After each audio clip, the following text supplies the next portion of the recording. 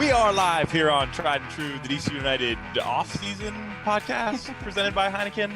Welcome back. It's been over a month at this point, and first of all, it's great to see you guys again. Happy late Thanksgiving, and what's been going on? MLS playoffs being crazy, a lot of rumors, a lot of fun stuff, mostly soccer stuff. Everything else has been me sitting at home. Yeah, I feel like we have to absorb all the soccer we can now that, we experience what it's like without any soccer at all. Shifting gears, this is my first season really being in the EPL, really being invested in it, let alone having a team. So that's been fun. Definitely needed to shift my mindset a little bit going into this morning. I woke up and I was like, all right, I got to refresh this season. And Black outlined it very beautifully for us and just kept apologizing that he went into so much detail and provided so much information because it was a little bit of a sad thing to relive. Well, I think we're hoping that all of our listeners can enjoy kind of going back through a season that was memorable, historic in some respects. And after today, we'll be able to move forward and talk about all the exciting things coming forward in the future. But we're DC United fans, so we have to be able to dwell on the past to some extent. So looking forward to getting into it. Lots of beer on hand for today's show. As we welcome you in, John Lee joined as always, Sam Kastner, Joshua Morgan, and Michael Black. It's been so long, I forgot to introduce us. So let's talk through what was the 2020 MLS season. It feels like it started forever ago, in the year that was 2020, or for a couple more weeks it's still 2020, I guess. DC United obviously finished 13th in the East with, is that in the East? 21 points from 23 games, so far fewer games than we would typically expect. Less than a point per game. Scored 25 goals, gave up 41, which was really the root of some of the concern this year. But as we look at rewinding all the way back to pre-COVID land, before the season, DC United brought back fan favorite Jamil Assad, who finished the end of last season here. He was training with Loudoun. He took plenty of time off after his return to South America, and so folks were really excited to see him come back. They added Moses Naiman as a homegrown player. Bill Hamid was officially, was it re-signed on the TAM deal, or? Well, they had to finalize the loan, right? Because they had been a loan, they made it permanent. The machinations back and forth are complicated, but the upshot is that he's here for the next 3 years. So yeah, and of course the big deal moves, or as they turned out, Flores, huge DP signing, really excited, really energizing the Peruvian fan base here in DC. Kevin Paredes was signed as a homegrown player who, at the time, we didn't think would be just another homegrown player. And, of course, we'll talk all about Kevin. We will. And then Joshua, your man, Julian Gressel coming in on a big TAM deal. So DC United blocking and loading at the beginning of the season, we were feeling fairly confident. Yeah. I mean, we moved into that first game. It looked like a first game. We ended up having several first games essentially throughout the season. But we were pretty excited. I remember getting ready to do our first show. We were all ready for a tie. Unfortunately got that loss. It was a pretty late one. But then we bounced right back and beat Miami, right? So we were feeling, I think, optimistic still. We could see where the pieces could come together, and we could see where this is a team with a lot of talent that could go really far. And that's even taking into account the fact that we lost Paul in preseason to an ACL tear, which was devastating, because I think in the preseason we were looking forward to having Paul and Gressel on our flanks, just kind of whipping balls in, really providing, that speed and that work rate that they both bring to the table. So it's unfortunate that didn't play out, obviously, but I think we were still pretty optimistic. I was, at least. Yeah, there's a difference between the narratives you expect going into a year and the narratives that you get coming out of it. Unfortunately, I think, we'll go through the injury list a little bit later, but it seems like the Paul injury really set more of a tone for what the makeup of this team would be over the course of the season, instead of the integrating new pieces in. This was a team that finished 5th in the league last year, had made a huge run, back when Natty Field opened 2 years ago. And I think a lot of us were expecting a lot out of this team. And that didn't really shift until we started coming into August and things went awry. But we'll get there. I think we saw a little bit of a preview in the MLS's back of like just the type of heartbreak that we were getting ready to experience. Before we get to MLS's back, though, I want to, there's a couple things that I'd written down here as we kind of prep for the show. It's just like things that really stuck out to me as big moments in the season. And obviously, listeners know big moments weren't generally good moments this year for DC United, but there was one particularly good moment, and it was that Inter Miami game, which was just a wild sequence. I don't know how well you guys remember exactly how that happened. But Miami had essentially gone up 2-0, and there was a VAR look. They brought it all the way back. It was a denial of goal scoring opportunity against Miami where they issued a red card, and then like 2 minutes later, DC United won a penalty kick. They equalized, and then just a few minutes after that, they got the winner. And it was an insane 10-minute sequence in that game. And then I don't know if it's just that vivid in my memory because it was the final game we got to go to in person this year at Audi Field, but that to me is something that I'll certainly never forget from the season. And we went into the coronavirus hiatus on a bit of a high because that was a fun game. Yeah, on a bit of a high and expecting it to only last a couple weeks, right? Like we were still talking about the away games we were going to go to and things like that. And as it went on, we all just were waiting for more information about MLS is back. Weren't sure if it was going to happen. There were a lot of differing opinions about whether or not it should happen.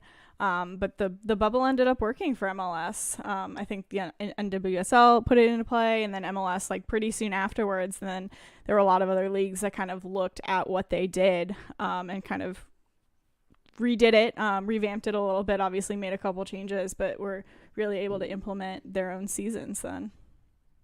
Yeah, and you can't talk about the season without talking about COVID. Obviously, that completely throws off all of the issues. We had several weeks of not being able to have folks training together at all. Then you had kind of fits and starts getting back into figuring out what training can look like, whether you do it alone, whether you have to do it in groups, what the testing looks like, and they put those protocols in for MLS's back, and for the most part, it came together fairly well. You had a couple of teams that had issues and weren't able to participate, but once they got into the bubble, the Toronto game aside, even that only got delayed 24 hours. So you got to give a lot of credit to the league and to the teams for finding a way to manage what was really an incredible and unbelievable challenge this year. I don't think we can really talk about that enough. That's actually another one that I had written down, particularly was that Toronto game for a couple of reasons. And one was, it was the first game that was, we came back, and I think it was a Sunday it was supposed to be. Yep. And you're kind of getting ready for a midday, because that was not the super early crazy kickoff. Well, it was a Friday and then got moved to Sunday. Yeah, didn't it get moved twice? And then got moved again. Yeah. And then it got moved to Monday. Because I think Toronto couldn't get in the bubble. Right? They delayed their flight because weren't they super against the tournament to begin with? They really didn't want to play, so they kind of delayed even getting to the bubble, and that was the first shift. And then it got postponed again. And obviously go ahead, Sam. Sorry, obviously that again was after DC United showed up to warm-ups. Toronto also showed up, I'd like to point out. DC United was warming up. We were all getting ready, and then the game was postponed again, which was very frustrating, and moved to a Monday. Game went well, though. Well, and I think one of the most important things to talk about before we get into how that game went was the acquisition of Pipa Higuain and it really kind of came to fruition right during the start of the hiatus, because he was able to train with the team for most of the time, once they got approvals to start practicing again. But he didn't start, and folks were kind of clamoring a little bit, and it was the 9 a.m. kickoff. That's what I was just looking at. So when it finally got played, it was a weird time, 9 a.m. on a Monday. I remember, I think, Joshua, you were actually at work at the time, Yeah. and then Michael and Sam and I were able to do a hectic show after that game because, it was wild. Adrenaline was high, yeah. Man sent, was it Junior, I think, was sent off right before halftime. Oh and my we were already gosh, down 2-0. It's you got to be kidding me, man. But craziness in the second half. And again, we thought DC United, okay, they've got they got this fight in them, right? Yeah, we're able to come back, and then you shift into New England. We tie that game again, and then you go into Montreal, and I think a win would have absolutely sent us through. If I remember correctly, a tie potentially would have sent us through because the bracket had those there were 3 or 4 spots for third place teams. So it kind of depended upon everyone else. We were one of the first groups to finish out, but I think a tie would have ended up sending us through had that been the only game that the results changed for. But also, and remarkable how similar to the season MLS is back ended up being. We got a kind of crazy result against Toronto. If we had found a way to get past New England one of the dozen times we played them this year, or just beat Montreal with all the chips on the line, you're through. In a way, we could have just stopped the season at MLS's back, but thank goodness we didn't. No, we needed to go through a lot more first. Yeah, that was a devastating loss for sure in that Montreal game, and I remember that one pretty clearly too. Of late start, we didn't get the show underway until almost midnight, if not later, if I recall correctly. I can't remember if that was an 11 p.m. kickoff or something wild. Yeah. But it was some good calls on the call-in line that night, and just general frustration, but still optimism of there's a chunk of the season still left to be played, and what could come next for DC United. And, yeah, because at that point we knew that we were coming back, we think, but you never knew if it's going to be in home markets, if it's going to be another mini tournaments. They hadn't announced the schedule. It would take another month or so to get more clarity there. So definitely glad to have soccer where we could get it. Joshua, you've been markedly silent up until this point. How were you feeling kind of at that point of the season? We got the MLS's back craziness out of the way, which we talked about how legitimate or not that was, back during that time. But where was your optimism meter at? I think I started pretty high on the season. I was very high on Ola, as you guys have reminded me 47 times. And I was really excited about the perfect goal he was supposed to score. Yeah, he was the leading goal scorer for DC United. I was really excited for the Gressel acquisition, and then we saw the same scrappy, just play from behind defense kind of mentality, and we were kind of frustrated with it still. I wasn't very high on the Miami win. They were brand new team, and then we just failed to get it done in these games. I don't know. This is not my favorite part of the season, obviously, because it sets up a very long stretch for DCU. Yeah, it sure does. And I'm trying to find here because there were some mid-season acquisitions that DC United made, and I got to say the DC United website's a little bit out of date on transactions, so I'm scrambling to try to find. It looks like MLS has a good. Here we go. So players in. It wasn't too long after MLS is back when we brought some folks in, but it looks like we actually did. We play a couple games before Axel Sjoberg tore onto the scene with DC United. That's generous. Yeah, it was. So it looks like August 21st was when they came back, and it was just a bit before that Sjoberg was traded for, but we didn't see him until a couple days later. We tied Cincinnati out of the gate, which I think was a gut punch for a lot of us who were somewhat optimistic of you can't go to Cincinnati and get 3 points.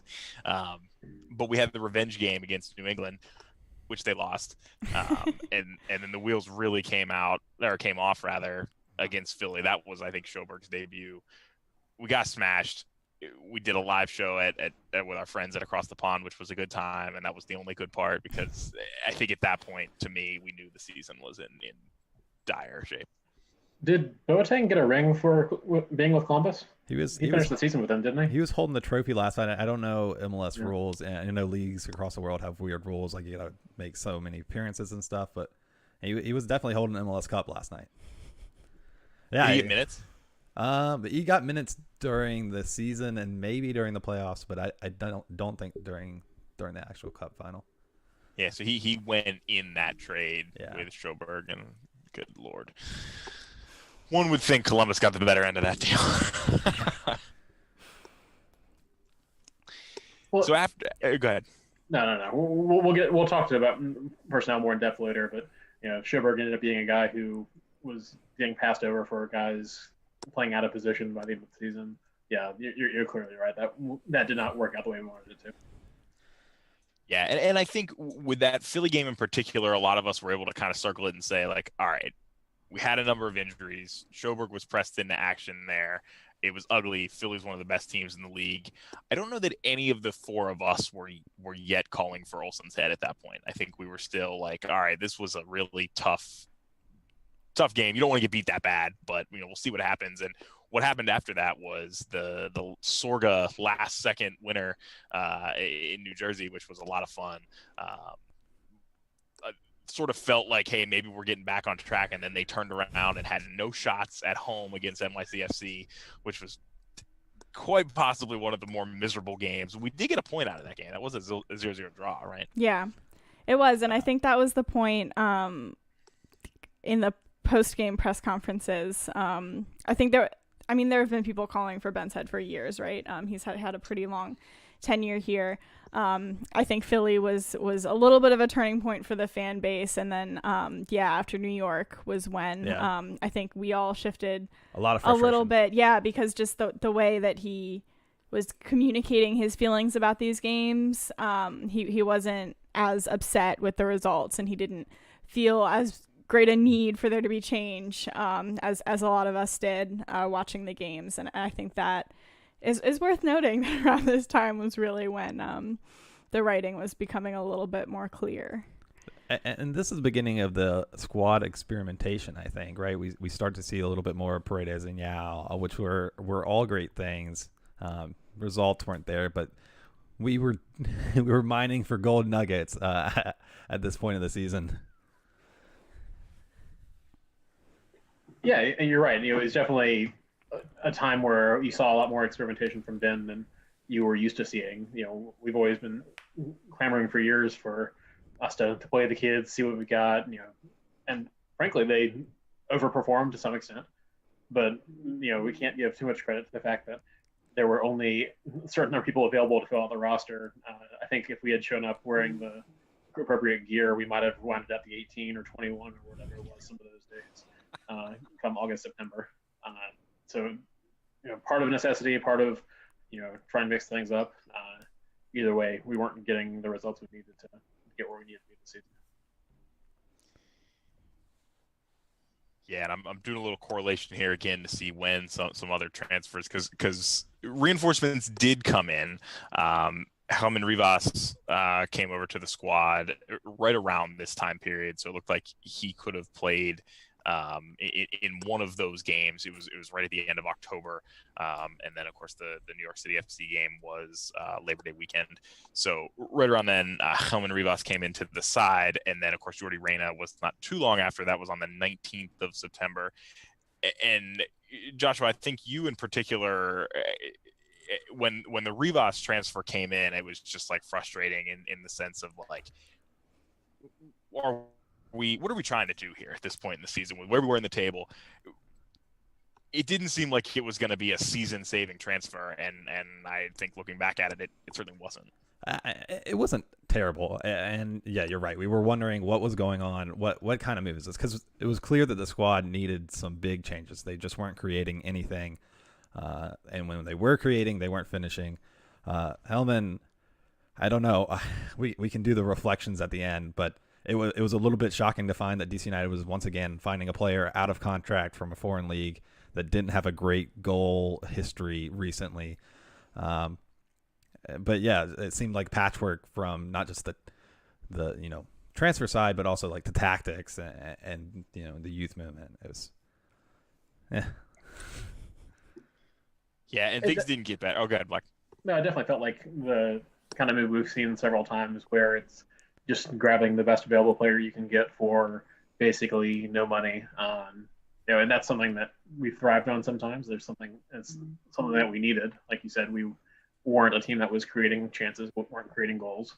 It just didn't really come off, and especially in a year where you've got limited resources and looking at very little revenue coming in. I think we can look back on it and say, could we have tried to go with the guys we had?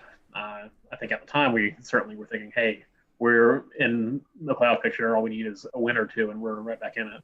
So you can't fault the team for trying, but it was a mess. Yeah, and to me, I think this was really the time where we saw, rumors started to come out a little bit about there were plans to bring in other players at the beginning of the season. They were put on hold, but they were probably going to make some decent-sized transfers like in the summer. And Black, like you said, you can't talk about the season without talking about COVID. COVID-19 pretty much killed any likelihood of a splash of cash for this team. It wasn't going to happen. And I think that's maybe why we saw the moves that we saw. And hopefully, obviously, spoiler alert, we're hiring a new coach, and we're going to need to do some things to bring in some new players. So hopefully we'll have the opportunity in this offseason to bring in some more big. And to be fair, to use the turn of phrase that Joshua used, there was not a player out there, I think, that would have single-handedly turned the team around and said, okay, now this is a team that is in good shape. We were not a player away. The problems were much broader than that. And you didn't see a lot of big moves from other teams. I think probably the biggest move you saw was Higuain going down to Miami. But aside from that, there weren't a lot of huge blockbuster transfers within MLS that you could really say, hey, that changed the team or that changed the way things were going. Yeah, and so after the NYCFC game, Red Bulls came to town, got a win. We were able to eke out a draw against Toronto, which was one that I had circled here. That was the Griffin Yao golazo at the very end of the game to pull out the equalizer. So that was a lot of fun, and that was one of the things with this season. When the team won or when they got a result, they were fun to watch for the most part, except for maybe that NYCFC game. But after Toronto, man, 4 straight losses: Nashville, New England, Atlanta, and New York City. And the Atlanta and New York City games were particularly ugly. Blowouts, basically. And after the New York City game away on October 8th, that's when Coach Ben Olsen was fired. And I think at that point, I don't know, it felt, I think my stance on the show was like, boy, we waited too long for this. We'll see what happens. I thought at that point they had made up their mind that they were going to let him ride out the season and we'd make a change at the end of the season. But which, yeah, I mean, especially looking back, and I think we said this, like you said at the time, and kind of every game going in, we had very little chances of making the playoffs at that point, and those steadily increased to the point where it was a decision day. I mean, we lost it by 1 goal, and I'm not one to say that like everything culminates in that day, right? Because obviously there are little things, any result throughout the entire season that had changed, right? Like the last day wouldn't have meant as much. But you kind of have to think, right? Like, what if a couple games beforehand is when that decision had been made? Because obviously Chad needs a little bit of time. He's the assistant coach, gets brought in as interim head coach. He obviously needed a little bit of time to implement things and try to turn it around. And that's ultimately what he was able to do. So I think it's still, John, you're right, a little bit curious that they did wait so long to make that change. And they didn't just wait until the end of the season. Like, I wonder what those conversations were, behind closed doors, and what the final, thing that pushed them over the edge to ultimately make that decision when they did was. Yeah, a lot of times you make changes in the middle of the season to try to energize the squad and bump the results. And as Sam mentioned later, it kind of did, later in the season it does. But it's such a weird situation with Ben and his legacy with the team. He's been here for 20 years. He's still has a spot in the front office, supposedly, but there's been interest from other MLS teams, allegedly, in his services. I'm sure we'll hit on that one later. It is surprising. And, after 20 years to fire him in the middle of the season, and then... Especially so late in the season, not even the middle of the season, like the final third of this already shortened, crazy year. Yeah, it just goes to show that maybe that wasn't something they thought about, but it just got so bad so quickly that they felt it needed to be done. Ben is a legend with this club. We can't talk about this without hitting on that. He will always be a legend with this club. Yeah, and you could feel the frustration coming from Ben, in the press conferences. Like we said, he had tried several different approaches. Things were just not coming together. And he was a guy who had pulled a rabbit out of his hat several times over a number of years. Like there was a possibility he could have been fired back in 2013 after a bad year. 2017, a similar situation. And I think he got a blank slate, more or less, when came into Audi Field with with new things, new roster flexibility, new spending guidelines. But I think all of us, when it finally happened, none of us were saying no, this is a terrible thing. I think it's sad, it's unfortunate. We hate to see him go, but it was time. Yeah, and now that we're on this collective Ben Olsen tangent, I'm just going to add too that I think that he was never given what he was promised. Maybe like he always had to kind of figure it out. It never felt like he was fully able to maybe make the moves that he wanted. Just looking back to like days in RFK, they kept saying we're not going to spend a lot of money on players until we have this new stadium. The new stadium's our priority, which that was kind of okay. Well, Ben's not getting the fancy expensive players. Obviously we did. We brought in Paul and Russell at that time. We did make signings, but that was kind of that. And then at Audi Field, we got Wayne, and then he left, and we were like, oh, that was unfortunate. And then it's like, oh, COVID, obviously we're not signing. So obviously as a coach, you just kind of have to make the most with what you have. And ultimately the team decided that he wasn't able to do that. But there is something to be said, as Joshua mentioned, if he does go sign with another team in MLS, it'll be interesting to see kind of what team that is, and then how that team is run. And then, what influence he's able to have there, because he'll definitely have like varying resources and varying ability to have a say in who they're signing and things of that nature. I'm not usually one to say that you make a change just to make a change. But I think you saw down the stretch this year, it certainly wasn't a quick trigger on saying it was the end of the Ben Olsen era. But the way you saw the team respond in the last 6 or 7 games, playing a different, more attractive style, scoring goals, going upfield.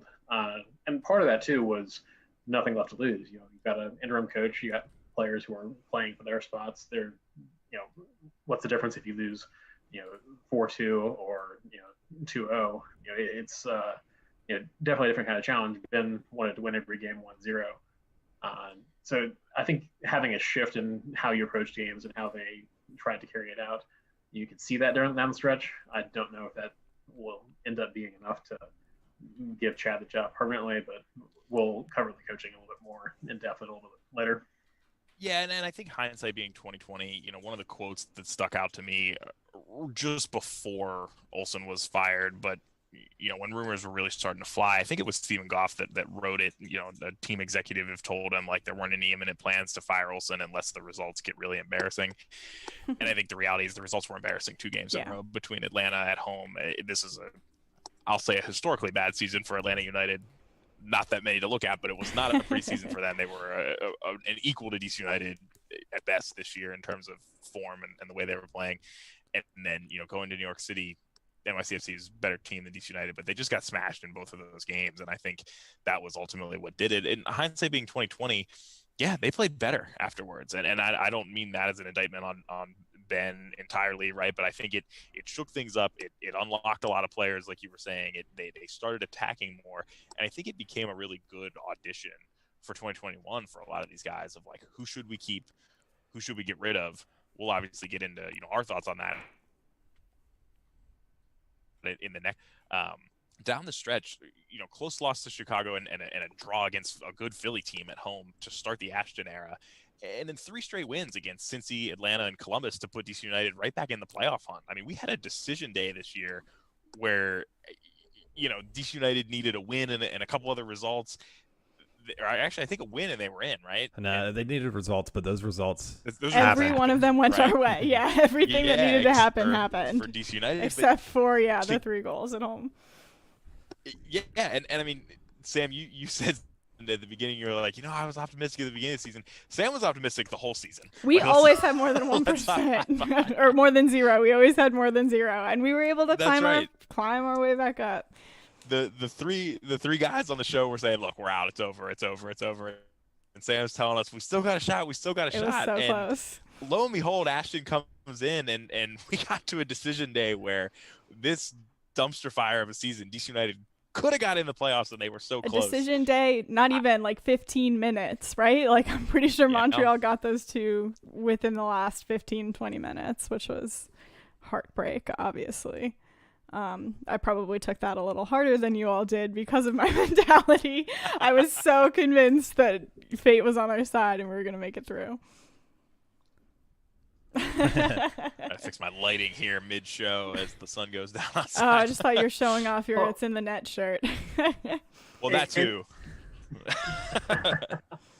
Well, and it's worth noting that in any other year, the situation we were in, we would not have been sniffing the playoffs. The fact that they expanded the playoffs from the 17s to 10, that's the rules of the competition. You were in a position to potentially make it. So you certainly deserve all the heartache for being in the situation and not carrying it off. But in any other year, given the situation we were in, it would not have been that interesting on decision day. So that's whether true. that means we should expand in the future, certainly honestly, also, I don't know that I would have survived playoffs had DC United been in it because they were wild. I'm sure, even if you didn't watch them, I'm sure if you're following people on, the American soccer community on Twitter, you saw what some of those results were and some of the crazy things to happen. And I probably would not have lived to be here today because my brain would have just exploded had I needed to be an actual fan watching that. Yeah, I think the only other storyline I really want to touch on about this season, and a big reason that DC United was in the predicament they were in, was just the injury bug that devastated this team. We talked about Paul Arriola tearing his ACL in the preseason, and I remember I probably took that as hard as Sam took the loss on the last day of the season, because there was just a big part of me that knew that Paul is the heart and soul of this team, and it's going to be so hard to replicate that, and especially with the budget crunch that's reality for DC United and the way rosters are constructed in MLS. When one of your big time players gets hurt, it's really hard to come back from that unless you're willing to come in and fill another DP slot, or they could have shelved him, I think, and opened up his DP slot or some kind of craziness there. But they didn't, and they didn't do that, and it ended up being probably the right move because of everything that happened with COVID. But Paul was far from the only injury that this team suffered this year. It wasn't even the only ACL injury. Felipe made it through a good part of the year, but he tore his ACL. And he was doing pretty well for us too. I think that was a hard hit that we took in the middle of the field. Well, yeah. Okay. And remember, we didn't have Paul I think Paul was on either an expiring contract or 1 year left in the contract. Yeah. Coming quickly to the end of his potential time here, the team made moves and extended him. I think we're all happy to see that and look forward to seeing it moving forward. But, we were expecting a lot out of him coming in for a contract year, and not being able to get out there on the field, except for a few bright moments in that season finale, really did change what we were expecting out of the year. Yeah, that's a good point. Yeah, definitely. And you guys know Paul's one of my favorites, so I'm so happy that he's healthy. He's looked great the other night in the men's national team game. We'll talk about that. But throughout the season, there were just so many other players that were constantly banged up and were missing games here and there and weren't 100%. I think Birnbaum is one who kind of dealt with injuries throughout the season. Foot injury ultimately kind of did him in at the end of the season. Abu had a terrible knee injury, and who's a player who I thought stepped up pretty well at the end of the season. Segura was dealing with calf injuries. Flores had his face smashed in and missed some time and came back playing a lot better afterwards, which was awesome. Paredes missed some games. Kamara missed some games. Christian Duyacha missed some games. Joseph Mora missed some games. They couldn't stay healthy this season, and that was absolutely a big part of the issues they had, not only because they were missing talent, but because they couldn't have a consistent 11 on the field at any point in time. And even when they had a somewhat healthy lineup, I don't think we could pick our best 11. That was a common theme throughout shows, this season, was like, who should be out there? But when you start to get close to some sort of chemistry between players on the field, it just felt like somebody would then get hurt and we'd be back at square one. Yeah, I think kind of remarkably, all those injuries occurred outside the context of COVID. There were a couple players who missed some at a time because of COVID. That's something that I think every team had to face at some level. But there was never a situation where we said, "Oh, we don't have a goalkeeper because all of our goalkeepers are out, and we have to get a replacement pool player," or "We're not going to play with a forward today because we don't have any." Which, considering how thin we were at some points in the season, it would have been a real possibility had a couple of guys gone out. So again, credit to the guys for taking it seriously and making sure that they were available to be out there and do the best we could. For sure. Before we send it to break, Joshua, Sam, any last minute thoughts on the year that was, or should we start breaking down this roster? We should leave the 2020 season in the past as soon as possible. Yeah, I'm fine with that too. All right, let's throw it to break. When we come back, we'll talk about our picks for man of the season, and then of course we'll talk through the roster decisions that DC United made and the decisions that we think they should make going forward right here on Tried and True, the DC United post-game podcast presented Tried and True, the DC United post-game podcast presented by Heineken. We'll be back in less than 2 minutes. Can't listen to us live on YouTube? Find Tried and True, the DC United post-game podcast on Apple Podcasts, Spotify, Google Podcasts, Stitcher, YouTube, or Pocket Casts the morning after the match.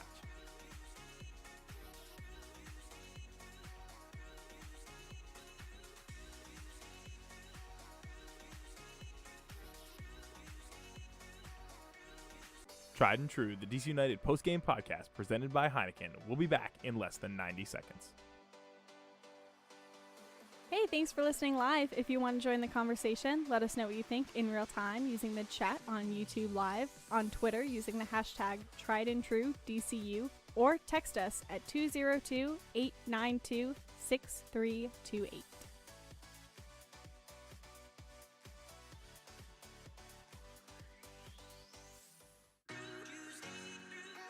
Tried and True, the DC United post-game podcast presented by Heineken. We'll be back in less than 60 seconds. Let us know what you think between games on Twitter at hashtag TriedAndTrueDCU or email us at triedandtruedcu@gmail.com.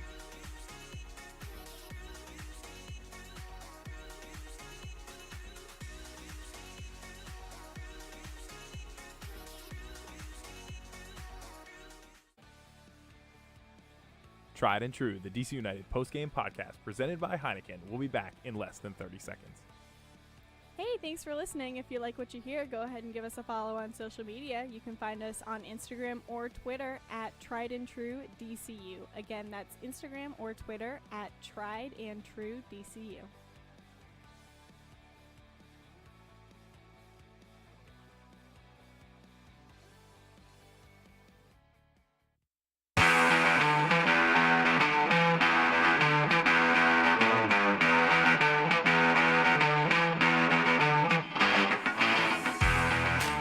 Welcome back to Tried and True, the DC United post-game podcast presented by Heineken. And we just relived somehow the 2020 DC United MLS season, but now is the time to really sum it up and give our pick for man of the season. Now, guys, I'll ask you, we can do this one of two ways. We can go through the roster first and we can talk about, players who are still on the team for next season, the deals that DC United have exercised, kind of the moves we would like to see them make, and we can close with that. Or if you guys are ready to go ahead and grant your man of the season, we can do that first. What would y'all prefer? I feel like let's award man of the season, tie a nice little bow around 2020, and then completely shift to the future. Ooh, so we can cut our man of the season. Yeah.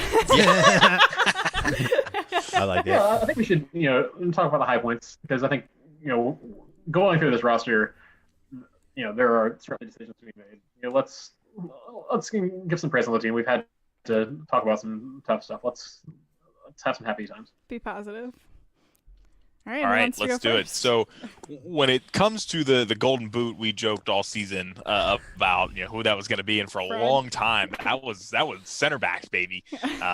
Frederic Briant was leading the pack for a while, but it did end up being Ola Kamara who won the team's Golden Boot with 4 goals on the season. And Edison Flores had the most assists. That was a tie with Julian Gressel with 3. And then, of course, saves was Bill Hamid with 15. 55 on the season, and it's still a pretty decent year for Hamid. So, who wants to go first then, awarding your man of the season? I'm ready. I'll go first. Joshua. I'm not going to tease or anything. I think the man of the season for me is Donovan Pines. He had such a huge year throughout the shows that we did, the season of games that we covered. I think we said he was man of the match. At least he was referenced at least half the time. He was not every game started for this team this year. He was hardly playing last year, but that's such a big step for him. I think there's a couple of defensive things that he could tighten the screws on. But just like last year, he's such a raw talent that we can see it happening. And then, like you mentioned, the goals from center backs, he is silver boot for the team with 3 goals, 3 big goals for us. And we're so excited for him there. I'm really, really pumped to see what he does next year. I think that's such a good shout. Silver boot, I like it. Sorry, Sam, go ahead. No, you're good. I think that's a really good shout. You're right. So excited to see, a goal finally on the score sheet and sticking for him. And I think something we didn't touch on, but Donovan Pines, among others, really benefited off of is the fact that we assume because of COVID, there wasn't the ability for DC United to send players to Loudoun and vice versa. So I think that there are a lot of players who got minutes with DC United, or at least, experience on the bench in games that they wouldn't have otherwise. And for Pines, I think that would have been him. I think he would have been sent to Loudoun sometimes. I think obviously he would have been on the bench with DC United too, but he might have seen a little bit less experience with the first team. And I think he really took the opportunity and ran with it. He really made the most of it. Yeah, and he's 22, so he's just like he's coming out. It would be just like if he's coming out of the super draft, but he decided to leave Maryland early to come to DCU. I think the potential is there, and he's shown a lot more for us than Birnbaum was at that age because we hadn't drafted Birnbaum yet. So I'm really excited to see what he does. Building off this such a good year. And one of our favorite interviews in the year, I think his coronavirus show when he was watching a movie and then spending some time with us, he's always been very open to. He was the most punctual player, I think. Yes. My man showed up early. before we went live. Yeah.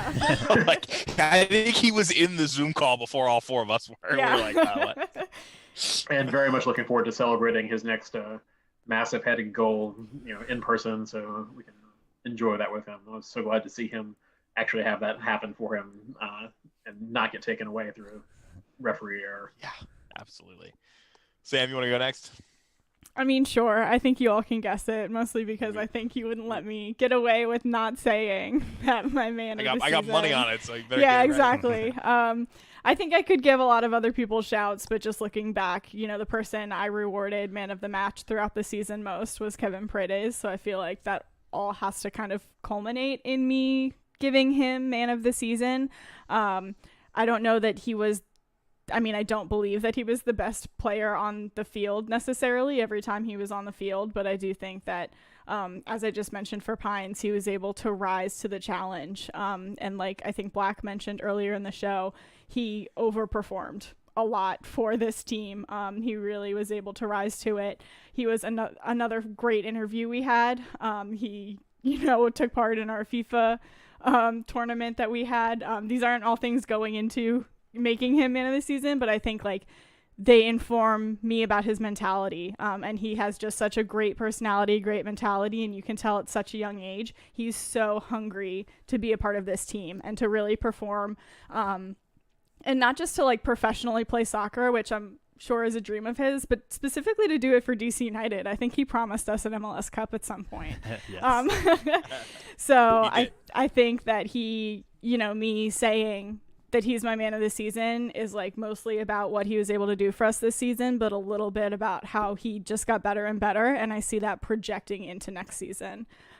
So perhaps a little bit of a cop-out, but again, I don't think you guys would have let me say anyone else, and I'll stand behind it. So Kevin was absolutely one of the shiniest bright spots in what was a largely very dull 2020 DC United season.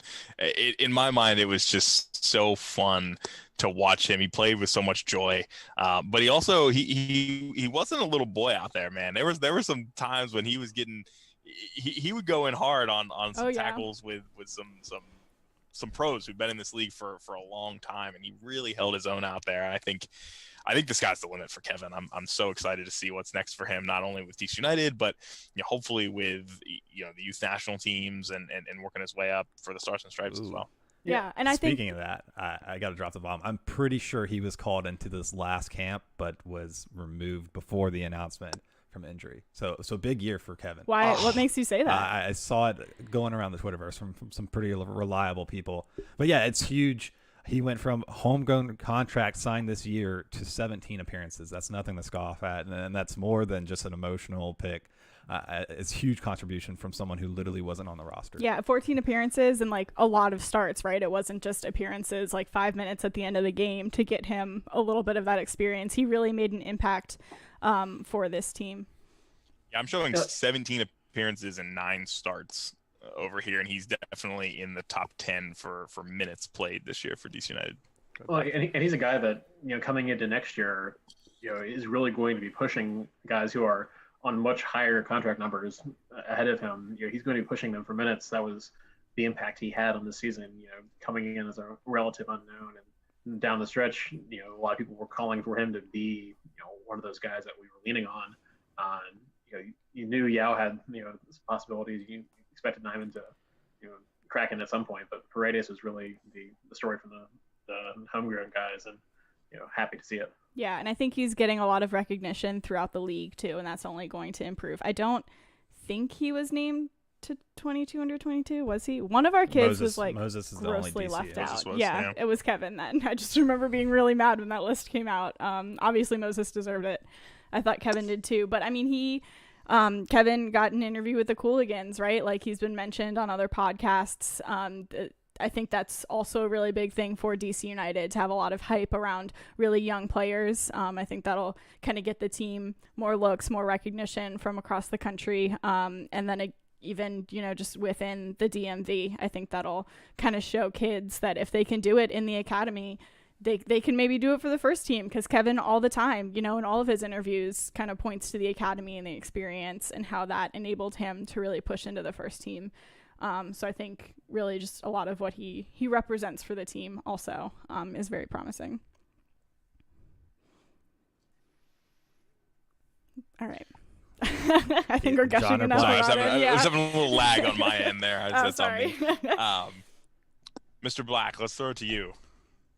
So I've got no issue with saying Paredes or Pines as players of the year. They had such a huge impact on the season, and in a year where there wasn't a clear cut impact player who was putting up tons of goals or really carrying the team, I think you can kind of have to start looking towards some of those role players or guys who are performing above what they were expected. But for me, thinking back on the season, there were so many times that we looked at games and said, hey, we need a guy who can step up, who can put this team on his back, who's going to really animate either through his play or by talking to guys around him and really just drag his team up to the level they need to be at to compete. And I know that we had him in the doghouse several times over the course of the season, but I think, especially coming in those last couple of games, Jamil Assad was really that guy who was kind of the heart of the team down the stretch. These guy who ended up with 3 goals, tied with Pines for the silver boot, if you will, 2 of those on PKs. But also being a guy who walks up there and says, "Give me the ball, I'm going to put it in the back of the net." And thinking back to some of the memorable plays on the field, it always seemed like Jamil was involved either making the pass or by taking guys on and going upfield with it. So by the end of the year, for a team that got more exciting, more fun to watch, that really came about with Jamil having that resurgence. And you heard some of that frustration from him back in September, was saying, "Hey, we're not attacking, we're not, going forward, scoring goals. I remember that. I want to have fun playing. Yeah, I want to have fun playing soccer." Yeah. And then down the stretch, he was available to the media talking about how there was a change of mentality, and the results got better when Jamil got better. So I think all those things kind of combined to make me think, Jamil was really the guy that we look at as kind of defining the season. So that's it for me. Yeah, there's nobody who spent more time in my doghouse this year. You said it, Black, than Jamil Assad, and I'm so happy with how he was playing at the end of the year. And I think to me that rolls into next season. The expectations are high, right? Like, we shook off the rust. He didn't play. This guy that didn't get to play for a long time because of the drama with his home club back in South America. Yeah. But he really did put it together. And you're right. At the end of the season, he was the guy who you really was making plays and you could count on. There is one player who played in all 23 games this season. I would not have guessed that was Jamil Assad, but that was, in fact, Jamil Assad. Wow. He was the only player on this team who played in all 23 games this season. He started 18 of them, so he made some sub appearances, and he was fifth in terms of minutes overall. But he's the only guy in the black and red who managed to play in every game this year, which in a lot of ways probably meant he avoided the injury bug. But he definitely had an impact this season. Yeah, Black, that's a good shout. And I'm glad you brought up that infamous press conference that he gave, because something we didn't mention about kind of Ben's time with DC United is that we saw the locker room slipping a little bit. And when I say that, I specifically think about that press conference, right? Yeah. But I think that Jamil is definitely one of the ones who benefited the most from the coaching change. He was really kind of able to come into his own and excel. And you're right, I think that is very promising for next year. I guess this means I have to go now. Yep. What you got, John? Well, so I did not show up with the answer to this question today, which is poor planning on my part. And I wanted you guys to go first, thinking I would really yes, I'm going to pick that person. But I think you guys had great shouts, but I've also been nerding out here while you all were talking and just kind of getting into the nitty gritty of the stats to try to understand, this was an ugly season, but who out there kept it from being even worse, and then who made a difference. And, this guy had quite possibly one of the dumbest moments of the season. And yet I think it caused him to miss the only games he missed all season. He was, kind of just a workhorse out there for a large percentage of the year. And I'll give it to Junior Moreno, who actually put in the most minutes for DC United this year. So he was out on the field for long stretches of time. He was paired with spin the wheel of who was going to be alongside him in defensive midfield this year, whether it was Felipe or Canals or Nyman, and he just kept going. And I think Junior Moreno was a bright spot on this team and definitely a workhorse, an underappreciated workhorse in what was an ugly season for me. It was tough between him and Briant for me, who I will give a shout, who had a pretty solid year. But I think, to me, Junior deserves a lot of credit for being one of the unsung heroes of this team. Yeah, I don't have a problem with recognizing Junior, because he's a guy who does tend to fly under the radar quite a bit. You're never disappointed to see him on the team sheet when you pull it up an hour before a game.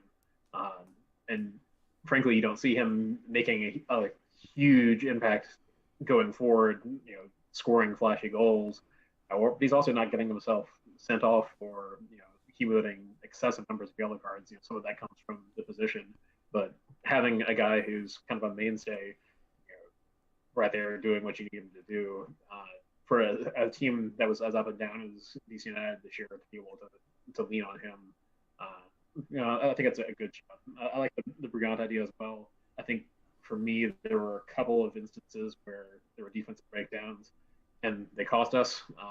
Whether that was on Briant or on some of the other guys, you struggle when you're not scoring enough goals to overcome momentary boneheaded plays. But he was definitely a leader on this team as well. Yeah, I think that it wasn't a successful season when we're picking a number of defensive players as potentially players of the season, yet it was a year where we shipped 46 goals. So that was 2020 for DC United. But the team recently had to make, or actually, do we want to do these other awards in here, guys? Rookie of the Year, Comeback Player. I'll tell you, it's pretty unanimous. I guess it can't be unanimous for me. It's only my vote.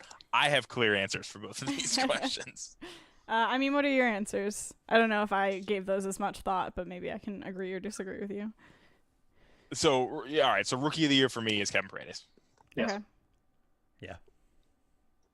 I mean, obviously. Sam, I'm gonna assume that's Obviously, you as well, right? I'm not gonna say he was my man of the season, but there was a different rookie who came in above him. Yeah, comeback player of the year is tough, right? Because or who would even be eligible for this? I was just about to say, what are like the technical rules Is for Bill comeback technically player? eligible for that? I'm just messing around. Was he coming back? Probably. I mean, in MLS, probably. He was not on the team. I mean, who knows what the injury was? So, it could have been, very severe, but No. I'm talking about how he wasn't officially a DC United player for like 3 days while they reworked his loan deal. Hey, I tell you what, I'll give my comeback player of the year to Paul. A guy who starts the season off by having a knee injury that, again, at some points in history would have been career-ending. But for him to put the work in, if you guys haven't watched the documentary about his journey, you should absolutely do that. That is just a real window into who he is and the work he's putting in for this team and for the national team. And to see him step back out in the field and not just say, "Oh, look, I'm back," but to actually be frustrated when a couple of shots don't quite do what he needs it to do.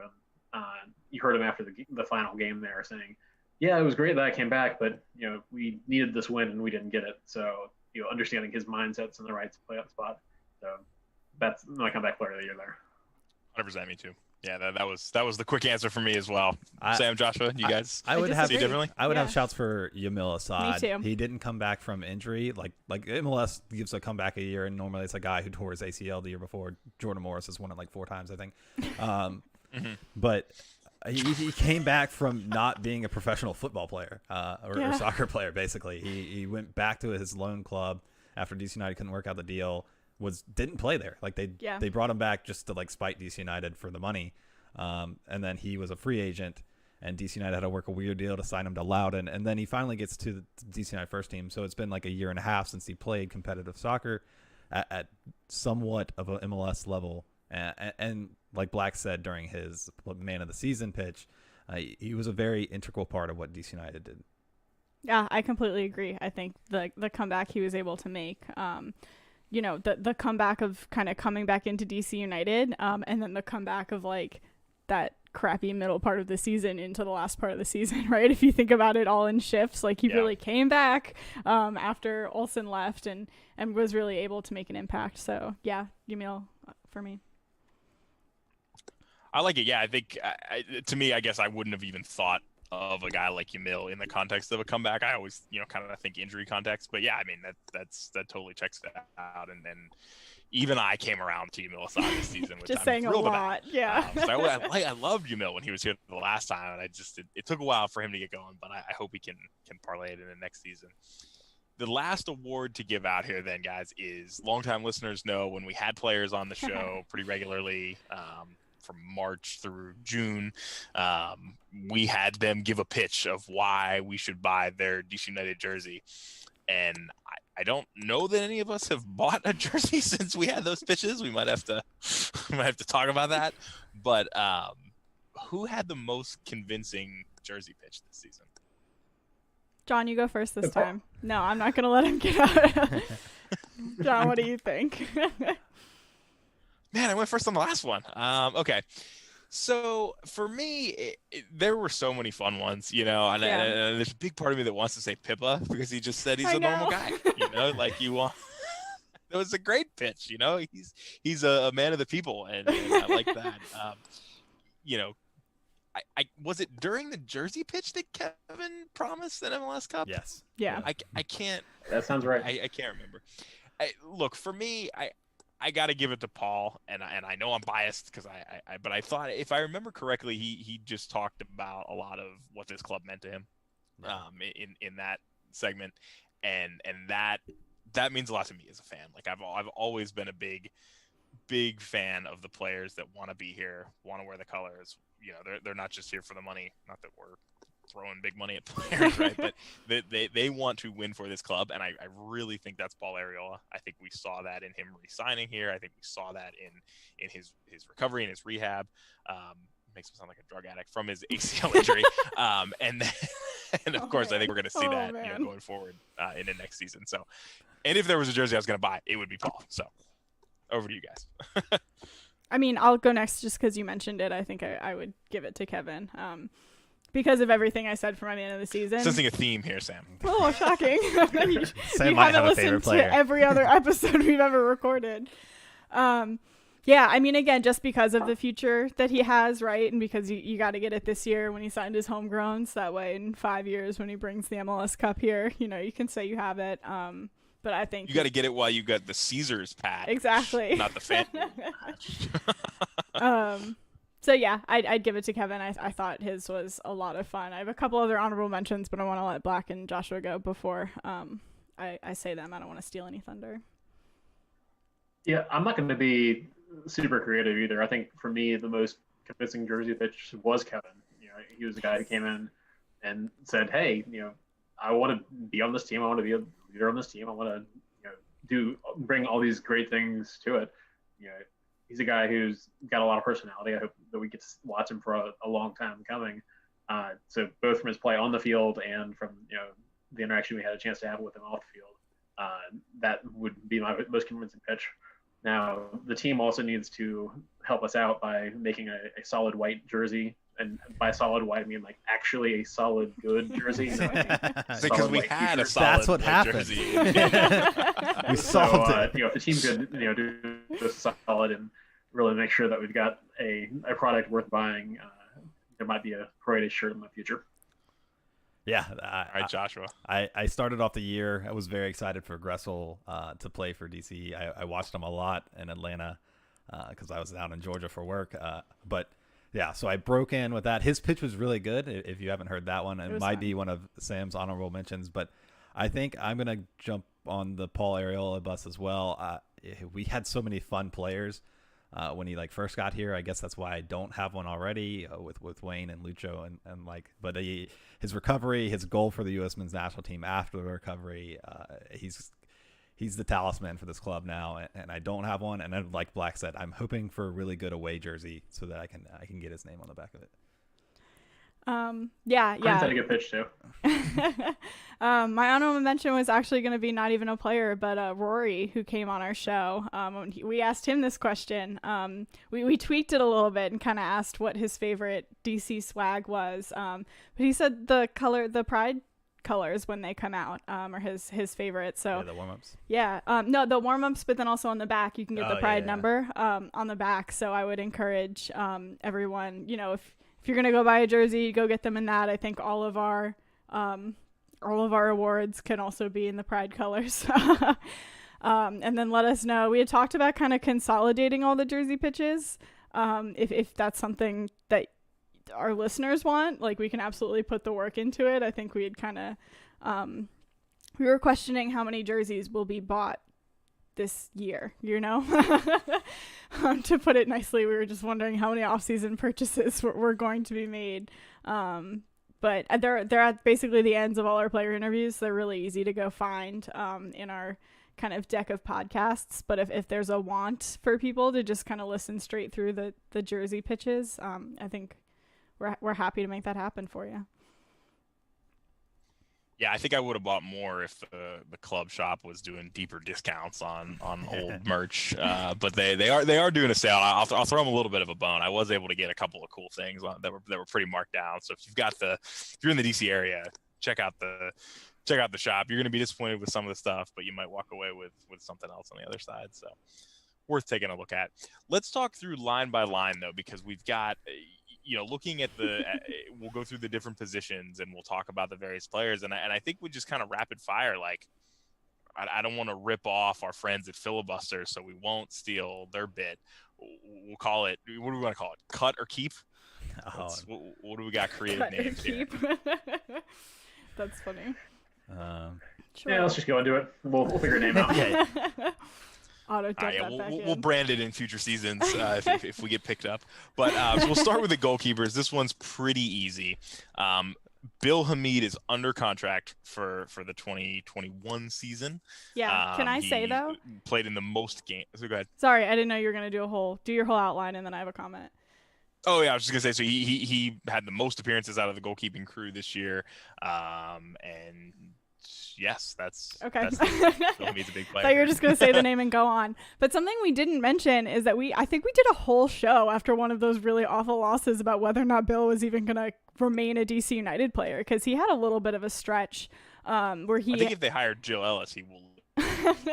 I've Possible, yeah. He's made his opinions very clear. On the Twitter sphere. Yeah, but he stepped away for personal reasons. I don't think we ever got an explanation for that, nor necessarily do we need one, right? Like, he's allowed to have a private life. But there were some rumors, and I think, if we're talking about his social media habits, I think that there were maybe some rumors generated by his likes on social media that he wasn't going to be a DC United player for very much longer. We did a whole episode about it, and then I think he was like 2 games later back in the starting lineup, and we're like, well, I guess that didn't happen.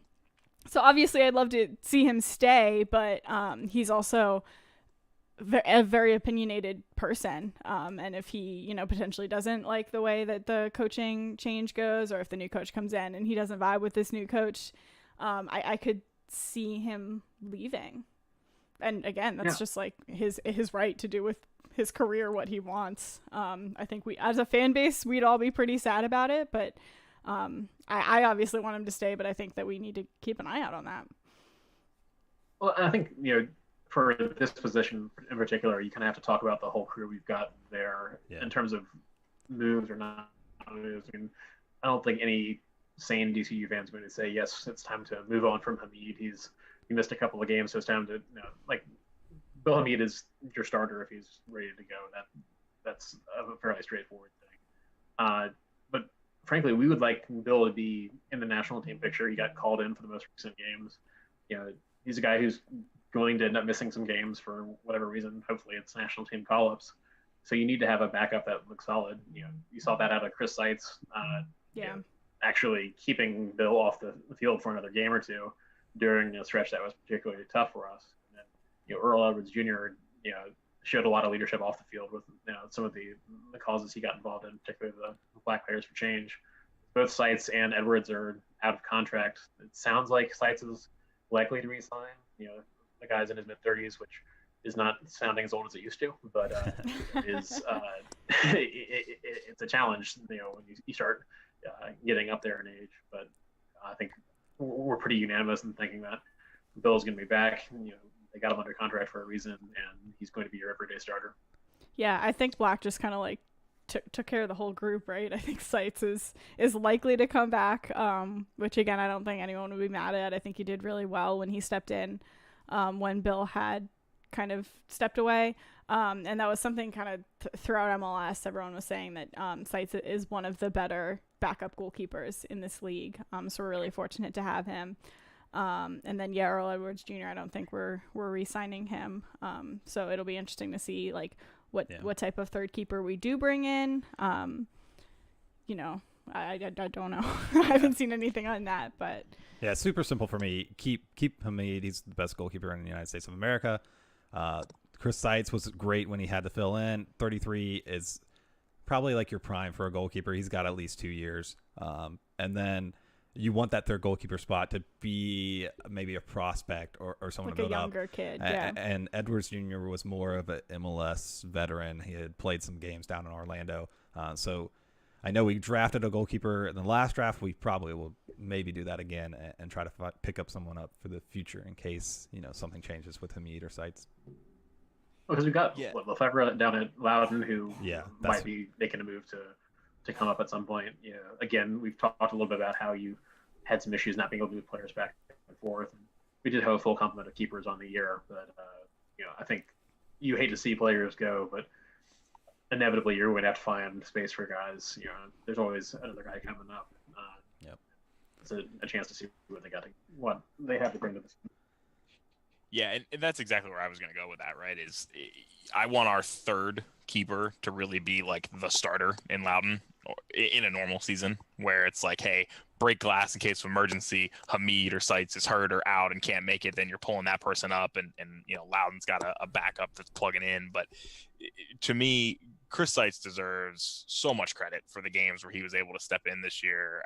It wasn't I don't think in any way was it a backup performance where he just kind of did what he had to do. He had some awesome saves. Yeah. I was thrilled with him, and I would absolutely re-sign him, whatever it takes in the backup goalkeeper world. I'm not saying splash a ton of cash, right? But he's out of contract. I recognize he's 33, but you keep him around for another year or two. Goalkeepers can obviously play a little bit longer than defensive center backs that we'll talk about that are in their mid to late 30s. But yeah, for me, I would absolutely keep Hamid. I would keep Seitz, and I would, if Earl declined his option and wants to move on to greener pastures, best of luck to him, and we'll find we'll find somebody else to be number 3 here, and hopefully we have the opportunity for that person to get a lot of experience at Loudoun next year if we're able to. And there's a history of DC United backups going on to be solid other places. Joe Ellis is I think still holding it down in Nashville. It's Steve Clark, Portland. Steve Clark. DC United's got a long pedigree of solid keepers, but I don't think any of us is going to say that keeper was the problem in the year. So if we want to move on to talking about some of the defenders. Before we move on, I just want to mention that Bill Hamid was back and ready to go, and Seitz kind of kept that position for a couple games. So, obviously Bill is the number one, but I think that the fact that Seitz can provide some competition is really good, because while Bill has his fantastic outstanding moments, there are a lot of games this season that we were even only in the way we were in because of Bill Hamid. He definitely has some faults, right? His he just kind of loses it, loses the mentality sometimes on the field, and you can see he sometimes lets in silly goals, and that's something even for the national team they were talking about, things that he's going to need to improve on if he wants to see more steady minutes with that team. And it's been a consistent thing with him, as we've seen with his distribution, right? There are some questions there as well. So I think that yes, I'm not saying these are reasons not to start him. He has done things for DC United that probably not a lot of other keepers would have been able to do, but Seitz also provides a really steady competition, right? Bill can't just sit back and know that he has the first spot, because at any moment Seitz can be moved in and do very well for the team. And I'll also be interested. I'd also be interested to see if Zach Thornton comes back as the goalkeepers coach. He's a guy who's worked with Bill for a number of years now, and from all indications is a solid coach there. We'll talk on coaching rumors and silliness in a little bit here, but I do hope that relationship is able to continue, because I feel like he's done a good job. Obviously he had a solid career in this league as well back in the day, and is helping groom Bill to be a national team starter when we have the opportunity to have that happen. Yeah, the best teams have competition at every spot, right? And hopefully it's a problem for DC United next year that Bill Hamid is out with the national team, whether that's World Cup qualifiers or Gold Cup or any of the number of competitions that they have. Before we move on, everybody's keeping Hamid. Is everybody keeping Seitz? Yes. Okay, and everybody's cool with our leaving, I think was the consensus there. Yeah. I think so. Joshua, you were a little bit shaking your head when Sam was talking about Hamid. Did we miss something there, or? Oh, that was spoken like a true DC United fan that's had the best goalkeeper in the league for the past 10 years. So spoiled in that aspect, we are. We are absolutely spoiled. We are, and I think it's more than likely that we're going to be missing him in 2021, because there are just so many games that the men's national team has. There are basically 3 different teams that we're going to have to put together between qualifying for, the World Cup, the Olympics, and the Gold Cup. So I think it's very likely that he's going to land on at least one of those rosters. But I think we've talked about goalies a lot, these 3 positions. I'm excited to get to the rest of them, because they're going to be even more divisive, I think, sometimes. Let's move up the line. We'll talk about the defenders. So I like the way we did that segment instead of player by player. I'll just run through a couple of the guys. Maybe we'll start with the center back area. Yeah, I like that. Where Steve Birnbaum has obviously held down the fort for a while, captained the team. Frederick Briand played an insane number of minutes for him this year. His contract actually runs through next year. Birnbaum is under contract as well. Looking across the center backs, Donovan Pines, we talked a lot about this season. He's a homegrown. He's under contract. And then Axel Sjoberg declined his option. I think the team declined, yeah. That's kind of the 4 center backs that we saw this season. Discuss. Yeah, to clarify, we declined the option on Sjoberg. I don't think it was a question of him saying he didn't want to come back. Important clarification, yeah, he was trash. And I think we already talked about how he appeared something like twice for us towards the end of the year when Birnbaum was out with an injury and had some other hang-ups on getting guys on the field. We were playing Knaus back there at center back, which all credit to him for having that flexibility, but not really where you want to be. I think, given the contract situations, you've got Birnbaum, you got Briant, you got Pines. I'd like to see Pines getting more minutes next year, perhaps starting to shift away from Briant a little bit. Again, he's 35 now. He's done a much better job than I expected when he came in from NYCFC a couple years ago. But at some point, you do need to start transitioning. And the only way at some point that Pines is going to be able to really improve is to be the week in, week out guy. And I think you saw this season that you really do need to be 4 deep solidly at center back. Perhaps one of those is a guy who can also go outside if you need him to. But yeah, there were several times this season where you had depth issues at center back, and I would like to see the team try to address that in the offseason. Yeah, I think I completely agree with what you said. I would love to see Pines more transition into the role of starter. I don't think Birnbaum's going anywhere.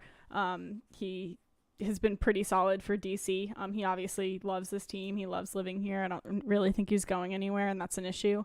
But I would love to see his pairing with Pines start a little bit more. I think that Pines just deserves the minutes, and you're right, like he's not going to get any better and improve if he's not getting that experience and learning while in the games. I think that Steven can kind of teach Donovan how to play the role, and I think that's a really good place for Donovan to have such an experienced center back there with him.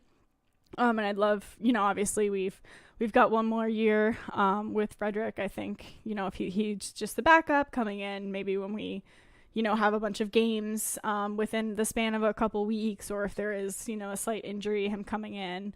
And then I think you're right that we kind of need someone who can maybe be a little bit versatile. I don't know that I'd want to sign another just straight center back because I think we're relatively set there. I'd probably save that signing for next year because we are still paying Briant. So I think that I would more want to sign someone who can be a little versatile because I'd rather see the out-and-out signings at other positions. So I was with you for a while there, Sam, and then I started to scratch my head a bit at the end. And one of the things that came to mind was I don't think Pines actually had too many minutes with Birnbaum this season. No, I'm saying that I would love for him to next season. Oh, no, absolutely. But I think that's going to be something that'll be interesting to see next year is, Briant and Pines built up a good chemistry this season. And of course, this isn't me saying, let's move Birnbaum to the bench, right? But I think it's going to take a little bit of time for Steve and Donovan to kind of build, a similar chemistry back there. But yeah, I think ideally, I totally agree with you guys. Pine should be, the starter next season at one of those center back spots. But I would argue that we absolutely need to get a 4th center back who's capable of playing some minutes. And I say that just because this team has had so many injuries this past season, and we've seen, had something happen down the stretch to either Pines or Briant with Birnbaum out coming in. He's terrible. So I think even if it's a young kid, right? If it's a Loudon, or I don't know if, the Jacob Green, who we're going to talk about a little bit here, is the new homegrown signing. I think he's more of a defensive midfielder, but I would love to see somebody in as the 4th center back who's actually capable of plugging in and playing a role. And maybe they're another one that's going back and forth between Loudon, but I really don't want to go into another season where I see a position that's just glaringly not deep enough. That concerns me from recent memories with DC United. And You're right. Sorry, Joshua, but I think all of these decisions are based on saying, hey, we're going to play two center backs, probably That's four right. across the back. It could potentially shift, moving forward, but we're talking about these positions based on what we're used to seeing out of the team. A lot of change in the future for us. Well, hey, if they go 3 or 5 at the back primarily, then they absolutely have to get out of center back in, right? Because then That's true. I want Yeah. even more. That's very true. It will depend upon the coach that we sign and the rollout that he or she wants to give DC United. You're right, because if we play 3 or 5 in the back, we absolutely need another center back, and that completely changes my opinion. I think I am assuming we're going to be in relatively the same lineup. Yeah, goalkeeper was drama free. The only dilemma I have with the defenders is, do we think Pines is ready to be the out and out striker or out and out center back? He could play striker, gosh. Based on the production level. But Breaking news. is he ready to start next to Birnbaum every game? Birnbaum is the starter for this team. He's the captain. I think he's one of the better center backs in the league. I think Briant's days are soon fading. He looked really bad, and the fact that we played very defensively with those two guys in the back, Briant and Birnbaum, because they're very slow, and so you need that kind of Pine center back, the fast, long legs, kind of roaming around next to one of the a stalwart in the back, and so either we should go out and get someone for Pines to be an understudy for, kind of like older in their career, but very talented. DC United were looking at players from the second division in England at the beginning of the season, but didn't pull the trigger. They probably should have in hindsight. But I could also see, if that happens, we could probably ship Briant to another MLS team. Austin's coming in. They could probably use a veteran center back, or they're taking all our other players. So Yeah. Also, how big do you think the market is for a 35-year-old center back? he's on a 1-year deal. You just need a patchwork job. I could see that being. You're thinking like mid-season kind of move or something. Then I could see a team pulling him as a depth piece, because I don't like think, a Bobby Boswell-esque move. You think? That's a little bit what happened with Bobby Boswell when he went to Atlanta, right? Like he was a very veteran defender. Oh, okay, yeah. I thought you were talking about when he came into. No, us. when he left DC to Atlanta. Okay, yeah, something like that. If not, the default is that I want Briant to be the backup for Birnbaum and Pines, and allow that one to grow. We probably do need a fourth one in there as well. The tricky thing about center back is that you want a solid pairing. That's not a position where every other game you want to see that switch up. You really want two who are playing most to all of your games. Right. So you don't want to start a season. I don't know. You don't want to start a season with 22 and a 35-year-old center back, maybe, unless you're I'm really, not saying that really bought in on one of those. And I'm not bought in fully on Pine starting the whole season. He showed glimpses. I think he was the best player for DC United this year. But if we're going to play defensively like we have before, we really need to be good. I think I'm also doing this assuming that we're not going to try to just park the bus every game and get our spurts, right? I'm thinking about typical soccer where you're attacking and trying to defend not within your 18-yard box. You're at least kind of within that middle third of the field. Yeah, I mean, to me, I think I would like to see Briant come back for sure. So let's actually. Well, here's why. I would like to see Briant come back for sure, because we know he can plug in the event of an injury, right? So if we assume, and maybe incorrectly, but we assume it's Birnbaum and Pines in there primarily in a 4-man back line as your center backs, I think Briant absolutely can still play that role.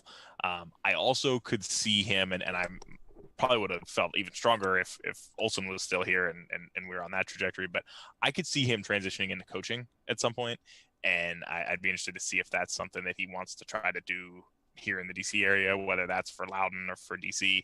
But I would like for him to stick around, ideally. So let's recap who we're keeping. For me, I'm absolutely keeping Birnbaum, I'm keeping Pines, I'm keeping Briant, and I'm blasting Schoberg into the sun. I think we all feel similarly in that. I mean, yeah. I don't know. I was going to try to be positive about it, but maybe we just need to go sign someone else. Joshua, Michael, same feelings? Yeah, I think we've covered that fairly well. And looking at we'll start transitioning into other defensive positions. Yeah, talking about trying to bring in a fourth center back. We're kind of thin on the outside backs right now. So if it's somebody you can find who is a bit of a unicorn who can play those different spots, or maybe you'll end up seeing Knaus back in one of those roles as well. I think you do need to have another defender on the roster with Sjoberg being gone and some of the other moves they've made. But I think we're all in agreement that we want to see more time for Pines next year. Burbaum's a locked-in starter, and Brayon's going to start transitioning off. All right, we want to move on. Yeah, so moving outside then, to the outside backs, it's interesting. Joseph Moore was extended, which is awesome news in my book. O'Neal Fisher option was declined. And then Chris Duyachim has been offered. They're looking to bring him back.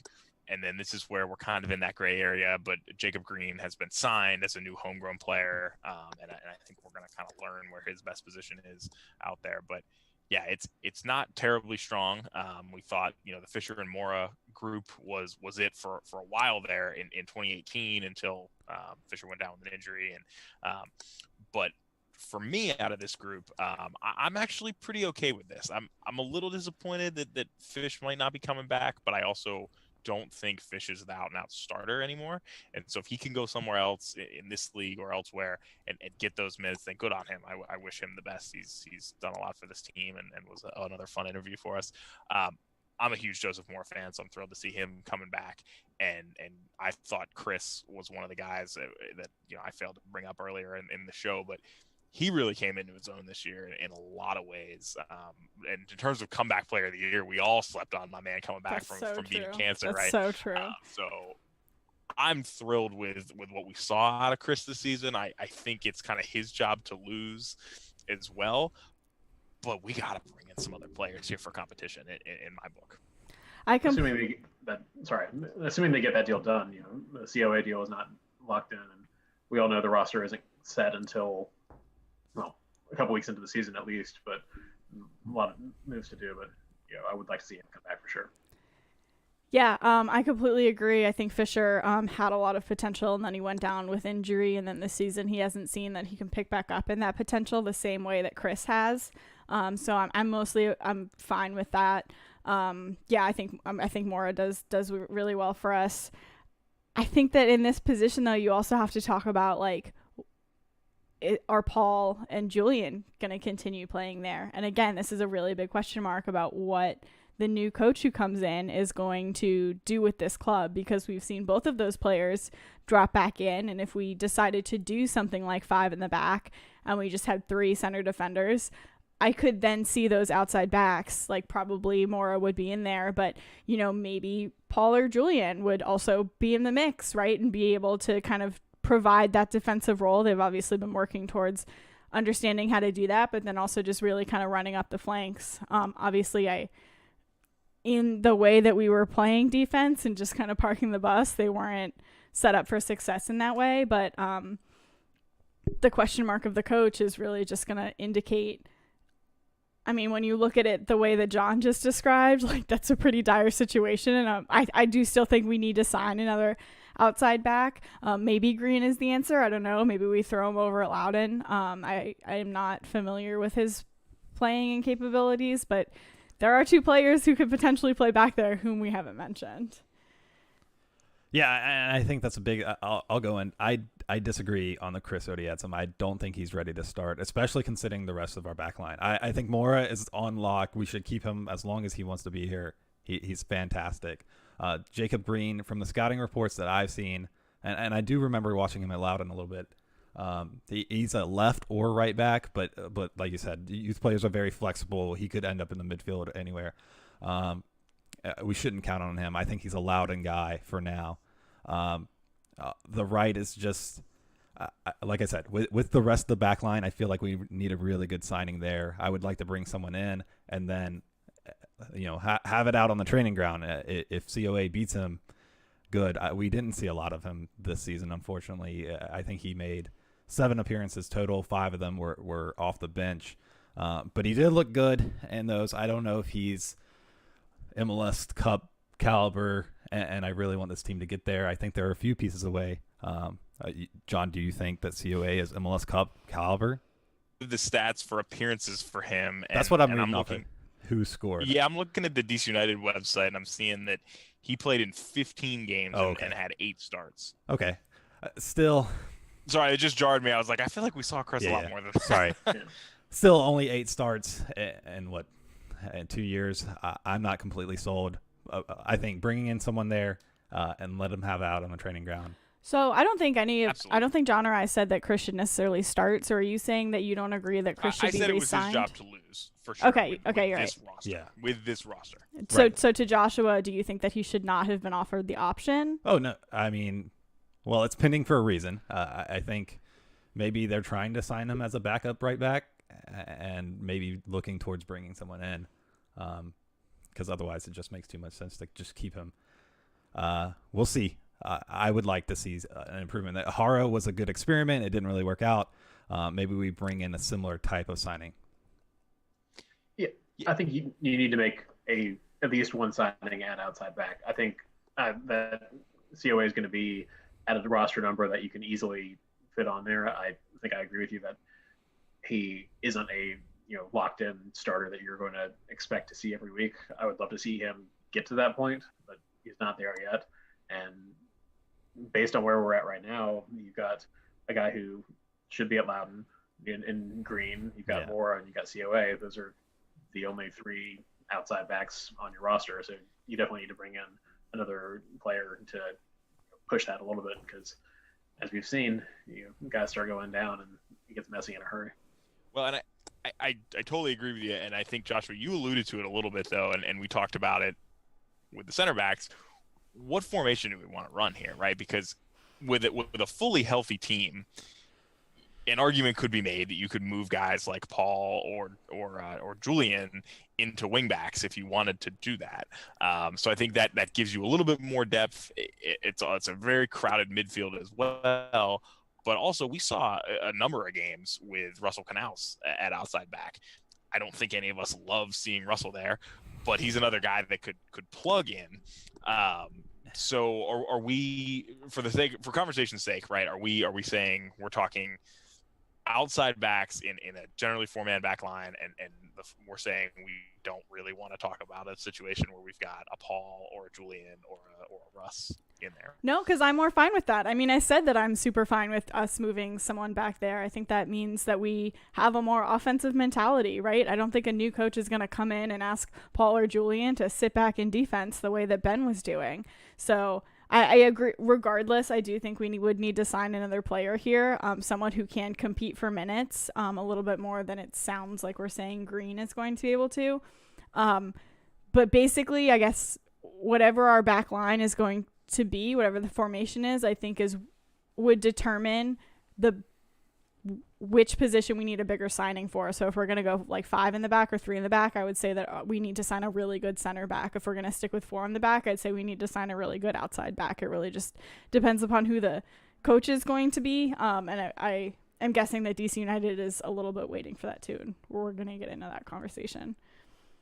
Yeah, I think you'd have to be crazy to put Paul Arriola in the back line right now. I think that was a Ben Olsen patch job that we saw, and he hustles, right? But we would probably be the only team in the league, and I'll just say it right now, we would be the only team in the league with a DP right back. And I might be wrong, but I really doubt that I am. Gressel, I'm not hanging my head. I'm writing out a potentially awesome 5-man back line. I think I'm all about the 5-man back line. I think you would have to sell Gressel on it. From what I did in the research, I saw that he made 1 appearance at right back, at a true like right back position. Well, that's what I'm saying is if you move them back, they're not like true. I wouldn't move them back in a 4-man back line. I would move them back if we were in a 5-man back line. I would potentially move Gressel to right back in the 4-man back line.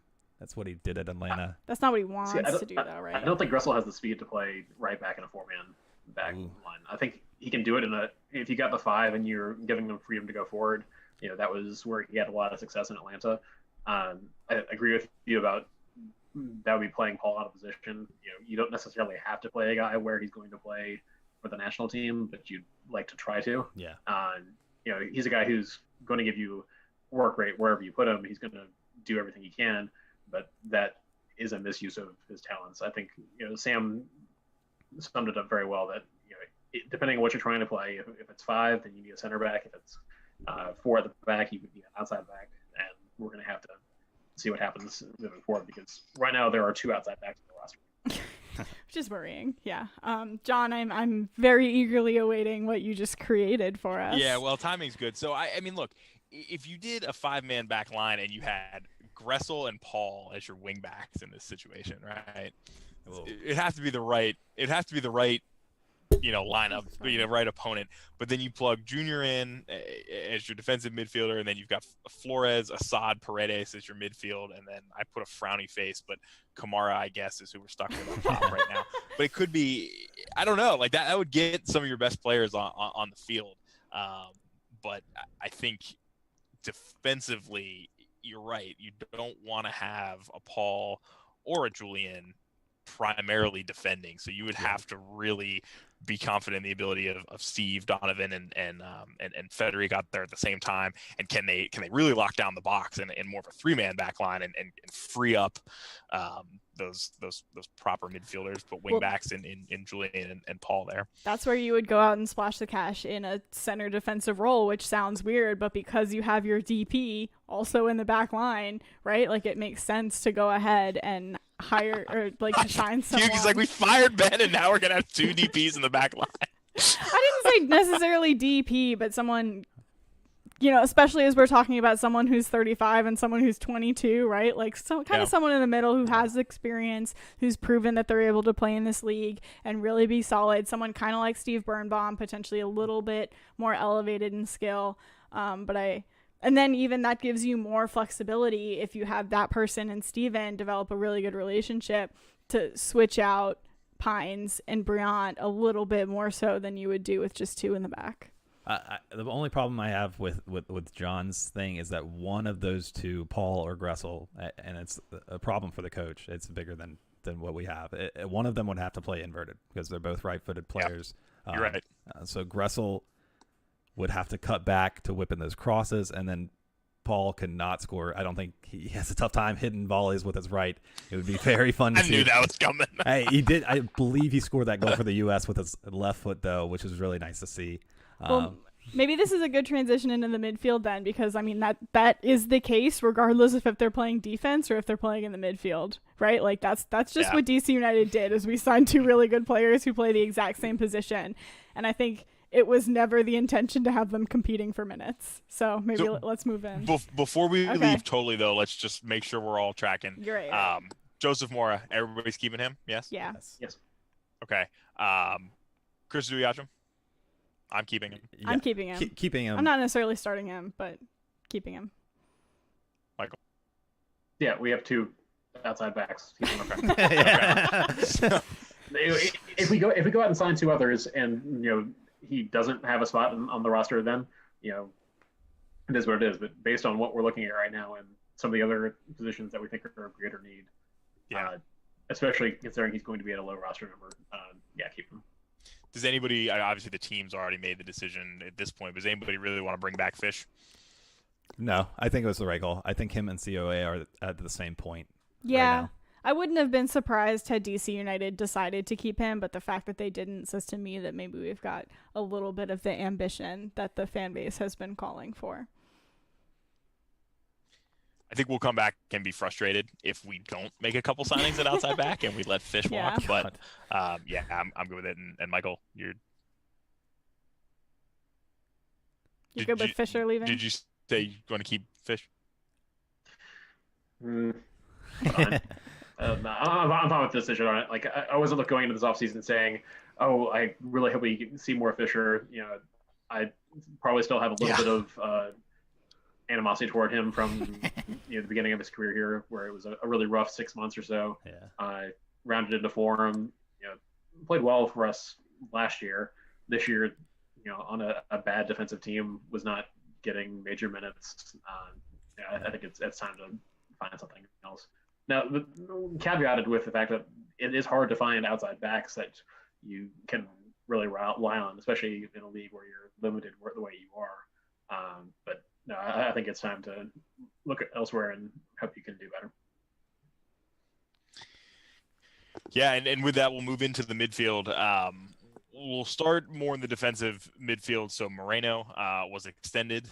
So that to me is exciting news. Obviously, I gave him high marks for man of the season. Russell Canals' natural spot is more of a central defensive midfielder. And then, of course, Felipe, his option was declined, but it sounds like the club is working to try to bring him back, and he's still recovering from the ACL. So those were kind of going into the season, the three primary options there. And, of course, Moses Nyman, the homegrown player who had a great showing at the end of the season and is one of MLS's, 50 under 23? 22 under 22. 2022 under 22. Even better, 22 under 22. I was close. I got the two right, I guess. But no, big future. For me, honestly, guys, I would try to find a way to keep all four of these guys. I agree, and also when you look at social media, and you obviously Felipe wants to stay, right? I don't think that's a question. And also just the access to the facilities that they're giving him and the way that they're still trying to bring him back from injury, lends me to believe that they are also looking to sign him back. Yeah, he's been the biggest fan of Bill Hamid and Paul Ariel over the past couple of weeks, so it's looking like he'll be back. I agree. All right, so there's two. I agree that we should try to keep all these guys. These are MLS starters, all four of them. But inherently, that is a problem. Maybe we bring in a coach who doesn't like to defend in a low block for the whole game, hopefully. And I wonder what they see with all these pieces. Felipe is the only one, only real one that you listed that can kind of play in different roles in the midfield. I think he started at the 10, the 8, and the 6 for DC United this year. And then Nyman, of course, you keep him because he's 22 under 22. Yeah, and Felipe, ended up taking several free kicks for us. So not necessarily super successfully, but he was a guy who, like you said, was able to play different roles. I'm glad that the team is kind of making the tough move there of saying, we're not going to extend your option straight up. The reality is that he just had a major ACL injury, and it's yet to be seen how he's going to come back from that. I think he's done a lot to rehabilitate his image with DC United fans, and there are still plenty of folks who are upset about him for his prior conduct, and I think we would probably be upset with him too if he was still in a different squad. But he certainly has done a lot to engender that respect from the folks here. I would like to see him bring him back on a lower number than the something like 500K that he's on right now. If he feels like he needs to get that from somewhere else, then more power to him. But it's a tough sell for me when I don't necessarily want him to be starting day in, day out, to say that you're going to have him be one of your top paid players. Would Felipe be your first out of the group then, of the four of them? If numbers dictated you can't keep four of these guys, is that who you're getting rid of? I think so. Oh, okay. So I was just about to say the way that none of us have mentioned Russell Canals, right? So is he the lowest on our depth chart right now for this? No. It's him and Moreno. Especially with the flexibility that he gives you as far as the way he's slotted into some of those defensive roles. I think that his natural position is more of that center defensive midfielder. And if having Felipe move on gives more opportunity for Canals to play where he is better suited for, then that could be a plus. You hate to see guys leave, but at some point, it is what it is. Yeah, I think that's right. I think Felipe is probably the bottom of these guys, and I like I said, I hope they can find a way to make it work.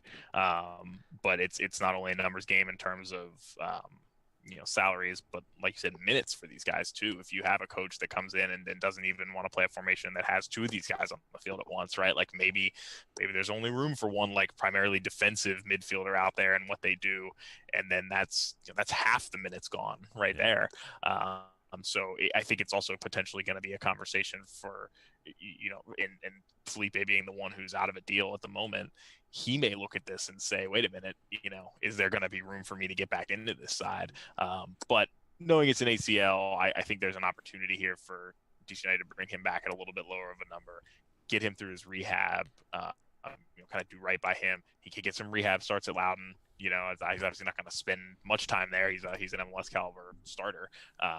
But then, if there's room late in the season for him, great. And maybe he's a guy who moves on, in the 2022 season. But it's a weird universe we're in where I'm sitting here advocating for us to try to find a way to keep Felipe. But I think that just shows how much he's done for this team in his time. And regardless, I do want the team to do right by him.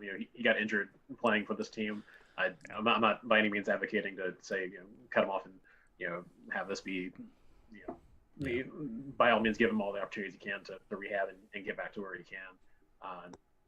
Hopefully at a slightly lower number and a number that makes sense for the team. John, just as an exercise, if like you said, a coach comes in, there's only one D mid spot, and neither of these guys, I think it would happen. One of them would end up shifting roles, but if you couldn't, which one are you playing? Is it Canals or is it Moreno right now? I think it's Moreno, especially as an alone. If you're in a situation where they're the lone defensive guy in your midfield, I think it's Junior for me. I think you can shift. You could potentially shift Russ further forward, or you could, deploy him as we talked about in an actual defender role. But yeah, I think Moreno is the out and out starter for me if there's only one. Guys, I gotta say, I really disagree with this conversation that we're having right now, and it's a lot to do because of the conversation we just had in defense, right? We still had a lot of questions about the defense, and I think that Felipe provides that, stop in front of the defense in the way that, Russell and Moreno don't. Maybe they provide more options, going forward. Obviously, they're very defensive, but I think that they're a little bit better, kind of pushing up, whereas if you're worried about who your center backs are, I think Felipe is the guy that's really stopping a lot of things before it even gets to your center back. So I think I have him a lot higher on my depth list than you all are painting him. One as the starter if there's only room for one, and he's I would love to see that competition between him and Junior. Okay, so Russ is kind of on the out for you, though, either way. Yeah, which I love Russell Canals, right? I hate to say it, but I just think that he is too traditional at number 6. I think that the game is evolving a little bit past that, and I think that 10 years ago or even 8 years ago, Russell Canals would have been the man there, right? But I just think that I don't know. I just think you need a little bit more fight in that role nowadays. I get where you're coming from. I mean, Felipe is definitely a known quantity, with the caveat that he's coming back from a major injury. Yeah. If we are in a situation where we're going down to just having that one central defensive midfielder, for me, I would rather. You've got Moreno, again, a fairly known quantity, a guy you just extended. You've got Canals, who was getting sniffs at for being on the national team a couple of times. Yeah. Not recently, You've got Nyman, who's still at his very beginning of his career. If you do end up only having that one slot, I would be fine with saying, okay, Moreno is your guy week in, week out. Maybe you find a way to move Canals somewhere else in the league, and then Nyman the backup there. But being 4 deep at a position where you're only playing one person does seem like a bit of a luxury. But I also think, Black, you were the one who said that Felipe has versatility, right? And we can play him in a little bit more of an offensive position. And maybe Felipe is not even starting, right? Maybe it is Junior. But you have Felipe who can come off the bench, or if he gets injured, or he can play in a couple different positions on this team. He can also come take the free kicks. And then you have Moses, who's there, who can be slotted in to kind of continue to get that experience, or he's starting some of these games and getting that experience, right? But I think that that 3 is a super solid and really exciting. And I just feel again, man, I love Russell Canals, and I hate that I'm saying it and even taking this point of view. Because I also think it'd be fine if he starts, right? I just think that he represents a little bit of the older DC United mindset of just sitting and defending, whereas I would like to see us move into a little bit more attacking, and I don't know that Russell provides that creativity and that's that spark to really like set things in motion going up the field. And I'm sad. Yeah, and I'm looking at it right now, trying to get the number on how long we've got Canals under contract, because some of it is going to be shaped by those dynamics that you have extended Moreno. You've got him under contract. You've got Nyman under contract. You've got Canals under contract. I'm trying to figure out. You can also trade him now. though. Left on it, but Sam, You can- stop. You're not trading Russell Canals, a U.S. men's national team prospect. I don't think he's really a prospect anymore. He was getting called up. He is. He's been playing on a really bad team recently. You can't blame him for that. But he's good. He is good. He is good. And every team plays with a 6. Chelsea have Conte. Real have. You've got Canals under Casemiro. contract through the end of 2023. Yeah, I don't think you're shipping Russell Canals.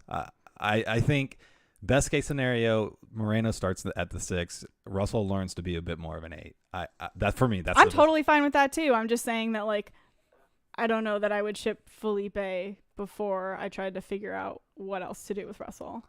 Well, and what's particularly interesting and underpinning all of this is we still don't have a coach, right? So we don't know what style we're going to play. We're playing the GM role here, right? Of like, let's try to fill out this roster as best we can. Let's give the new coach options everywhere. Yeah. That's a good point. I'd also like to be clear that I'm not saying that like I think we should trade Russell. I'm just saying that you guys were like super sold on the fact that Felipe needed to go, and I'm not as sold. Like I think that there are different conversations that need to be had around these 4 players. Go, right? I'm just saying it felt like that was like the undertone of the conversation was like, well, this is where we're going, and I think that I don't think that that's a given, right? I think that there are situations in which, but Russell also provides that depth in defense, right? Like we've seen him slot into those positions, and if we were to try to like shift him into a more defensive mindset, he had out of his mind games in center back, and then he had really poor games in center back, right? So I think it was a little bit unfair to him because he was being asked to do such different things every game, but potentially if we did want to shift him, you know, maybe a little bit more into a defensive role, or he just has the 6, right? I'm just saying it's like not granted that Russell gets that he's second on the depth chart for that. I think 25-year-old American national team prospect over a 30-year-old that just came off his ACL. Like a national team prospect anymore. When was the last time he was called up? I don't even think he got a cap. How many MLS teams? It was Cupcake Camp, and he like didn't even get a cap in it. How so many like, MLS teams has Felipe been bouncing around to? Like 3 at this point. Like he's. So is Nagby, and how many rings does he have? Though, right? How many rings does Felipe have? None. Okay. I'm just saying that's not always like. Sometimes you're just the utility guy, and sometimes you just bounce around. Speaking of utility guys, should we talk about some of the other midfielders? Probably. I yes. can't believe you're shipping Russell Canals. I'm not shipping Russell Canals. Tell him Canals. next time he's on the show. I'm not shipping Russell Canals. I love him. I would love for him to sell me a house. I'm going to I'm send Joshua just this saying. article from Fanside that says U.S. men's national team, Russell Canals has a long way to go, and that was from last January when that was his last camp appearance. That's what I'm saying. It's not like he's like on the cusp of it, right? Like I think a little bit with Birnbaum is he was like right there, and then he saw a little bit of a dip, and he like hasn't really been called up. Yeah, there is. I'm just saying that it's a conversation. Yeah, so I think at the end of the day, though, none of us are out, like, would definitely get rid of any of those guys. I would keep all 4 and then just see what happens. Yeah. All right, so let's go outside in the midfield. Actually, you know who we didn't talk about? We failed to talk about Abu. Oh, he's gone. I think he's gone, yeah. His option was declined, and boy, that one to me hurt a little bit because I thought he put in some good shifts. Yeah. And had a rough injury, but we spent 20 minutes talking about how crowded that space is. So I don't know. Yeah, it's also unfortunate because I think the other players really liked him. There were a lot of pressers, and I think potentially more the pregame pressers. So maybe these little details didn't always get tweeted out while we were covering them. But I just think a lot of the other DC United players were excited about what he was bringing to the table. So I am not mad that he's being sent elsewhere, that he's not going to return to DC United. I'm sad for like the what could have beens, but I mean, again, I just like really threw a wrench in the whole conversation with Russell, so I'm not going to say that he should also stay. Well, let's move to outside midfield, or I guess attacking midfield rather. Paul Arriola, Jamil Assad, Edison Flores, Julian Gressel, Kevin Paredes, Reyna, and of course Segura was on the roster up until yesterday, or today, I guess this morning. Rather. Yeah, technically this morning. But he's still kind of in the conversation. I mean, he's not in the conversation. He's gone. he's playing for Austin next season. Yeah, and he was a guy who seemed to get a lot of leeway from Ben, and a lot of times we looked at it and said, "Why is?" But also the fan base. Most of what I've seen on Twitter about him leaving is people being sad about it and kind of being like, "Yeah, not surprising. I would have liked to see him stay," but like, I was surprised about the reaction that I've seen so far about that move. Yeah, you like to have a guy who can play a lot of those roles, but I never looked at it and said that this was the answer at any of those positions. So perhaps we'll regret not having the depth, but if we end up flipping that 150K in GAM into making one of those need signings, I think it's a smart piece of business for us. Yeah. Yep. I mean, we've got a lot of depth too. Yeah. Like you just read off so many names. Yeah. And, to me, go ahead, Joshua. Yeah, I was just going to say, going back to your list, I think Segura is the only one that you did that's no longer. I think every single one of those players needs to be back next year and playing, and half of them need to be in the starting lineup at all times. For me. Yeah, I think the only thing I wanted to add about Segura real quick though is I was one of the guys who was a little bit. I'm sad to see him go, but I'm only sad to see him go as a roster player. Segura was somebody who I loved to see on the bench. I was regularly frustrated when he was in the starting lineup, and I think that's because we have guys who should be starting over him in the midfield, and my dude's not a striker, so we need to have better options up top to where he's not even on the depth chart. But I like Segura. I am a little bit sad to see him go. I think he'll see some success in Austin. Yeah, and this is a situation where a lot of these guys are under contract for a longer period of time, so it's not necessarily a question of bring this guy back, then bring this guy back. I think the only option in the folks you listed was Reyna, who they decided to extend. But all these other guys are going to be back and impacting for a while now. Well, and one thing that's interesting about the Segura move is whether or not there was language in that contract or a drug deal, if we want to call it what it is, that said Austin could not select someone from DC United in the expansion draft. We've seen things like that before. There is precedent. And that's actually coming up on Tuesday this week. That's on December 15th. Austin's been making...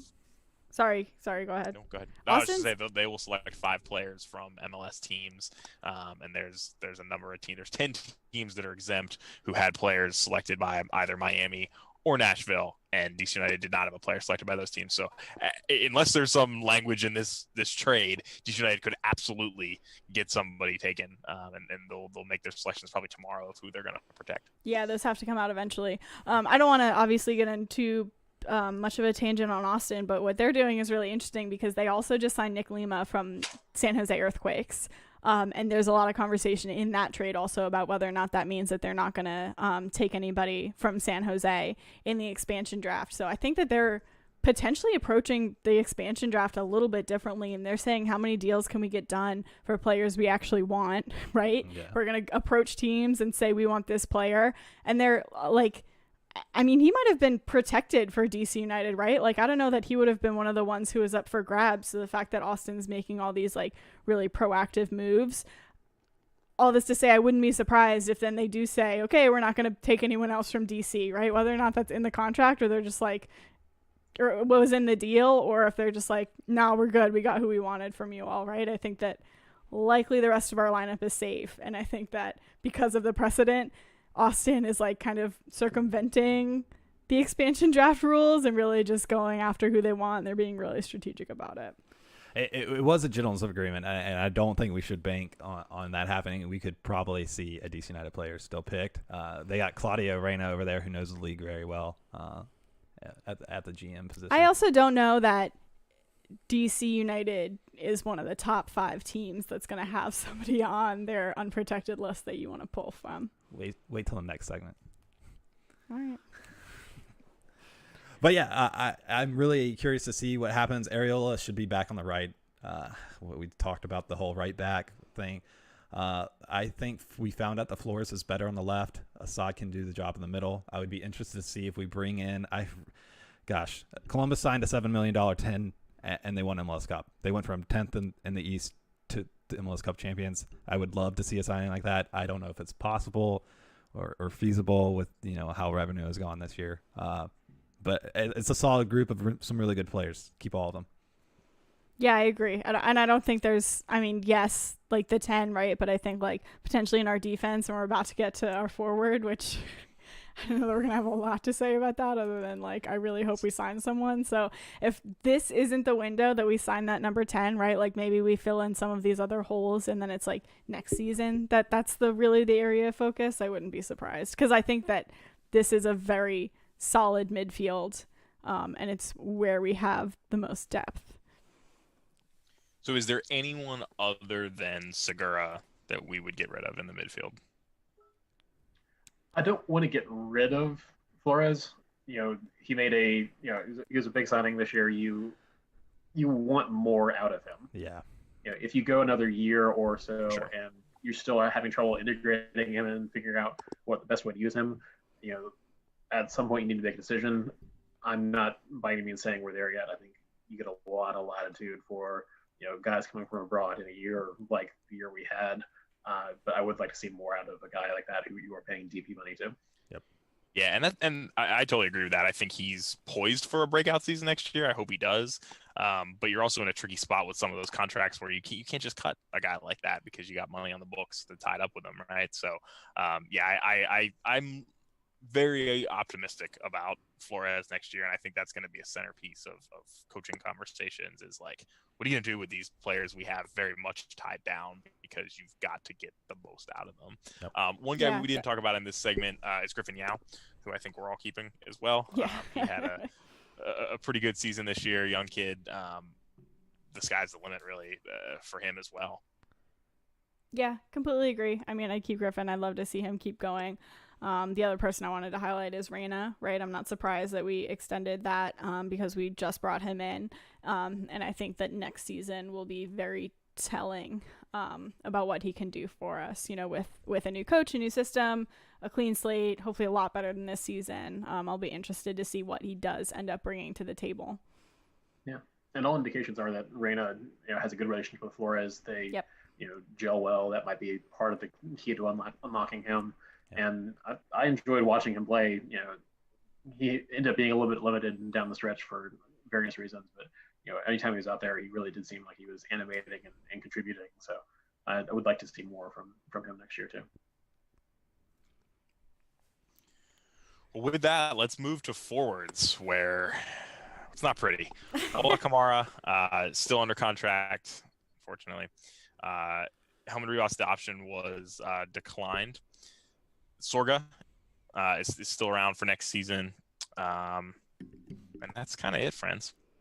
I think Well, before we get too far into the forwards, we have talked about it several times, but we have fairly crowded wings in the midfield as well. Like you've got Gressel, you've got Areola, you've got Assad, you've got Paredes, you've got a lot of guys you're going to be buying for minutes, and a lot of that's going to have to sort itself out as far as where you play guys and where the minutes are available, depending on your formation, etc. But there are only so many minutes you can do if you're doing your standard 4-4-2, and there's a lot of money in a lot of those guys. Yeah, they've got to find ways to keep all of those players on the field as much as they can and get them minutes. And I hope it's not because of injuries, because that sucked this year. So. Oh yeah, Black. I thought you were about to say that we need to transition some of those guys to forward, and I was like, I don't know if that's realistic. But yeah, we got to transition somebody to forward, whether right? they're on the roster well, right now. Well, this is where I think I'd like to see the biggest cash splash, right? Like this is where we really need an impact player to come in. And obviously, we talked about those holes in the defense that we'd like to see get filled. But I mean, I don't think anybody wants to watch another season of us just kind of like relying on the defense and hoping that opportunities just happen and we luckily make the most of them, right? Like fine if we ship another 41 goals as long as we score 41 goals too, right? Like obviously that's not the ideal. We want to see that goals against drop significantly, but we also need to see goals for rise significantly. And obviously, we had a lot of injuries and goals for would have been a lot higher had those not happened. But I also just think it probably still wouldn't have been high enough. We have not had an out and out like forward goal sniffing instinctual forward for a while at DC, and I'd love to see us get that. Shipping 41 goals in the year is what, 1.8 goals a game, almost 2 goals a game. when DC scored 2 or more goals, they usually got some kind of result this year. When they didn't, it wasn't pretty. Yeah. And we scored 26 goals in the year. That's just not enough.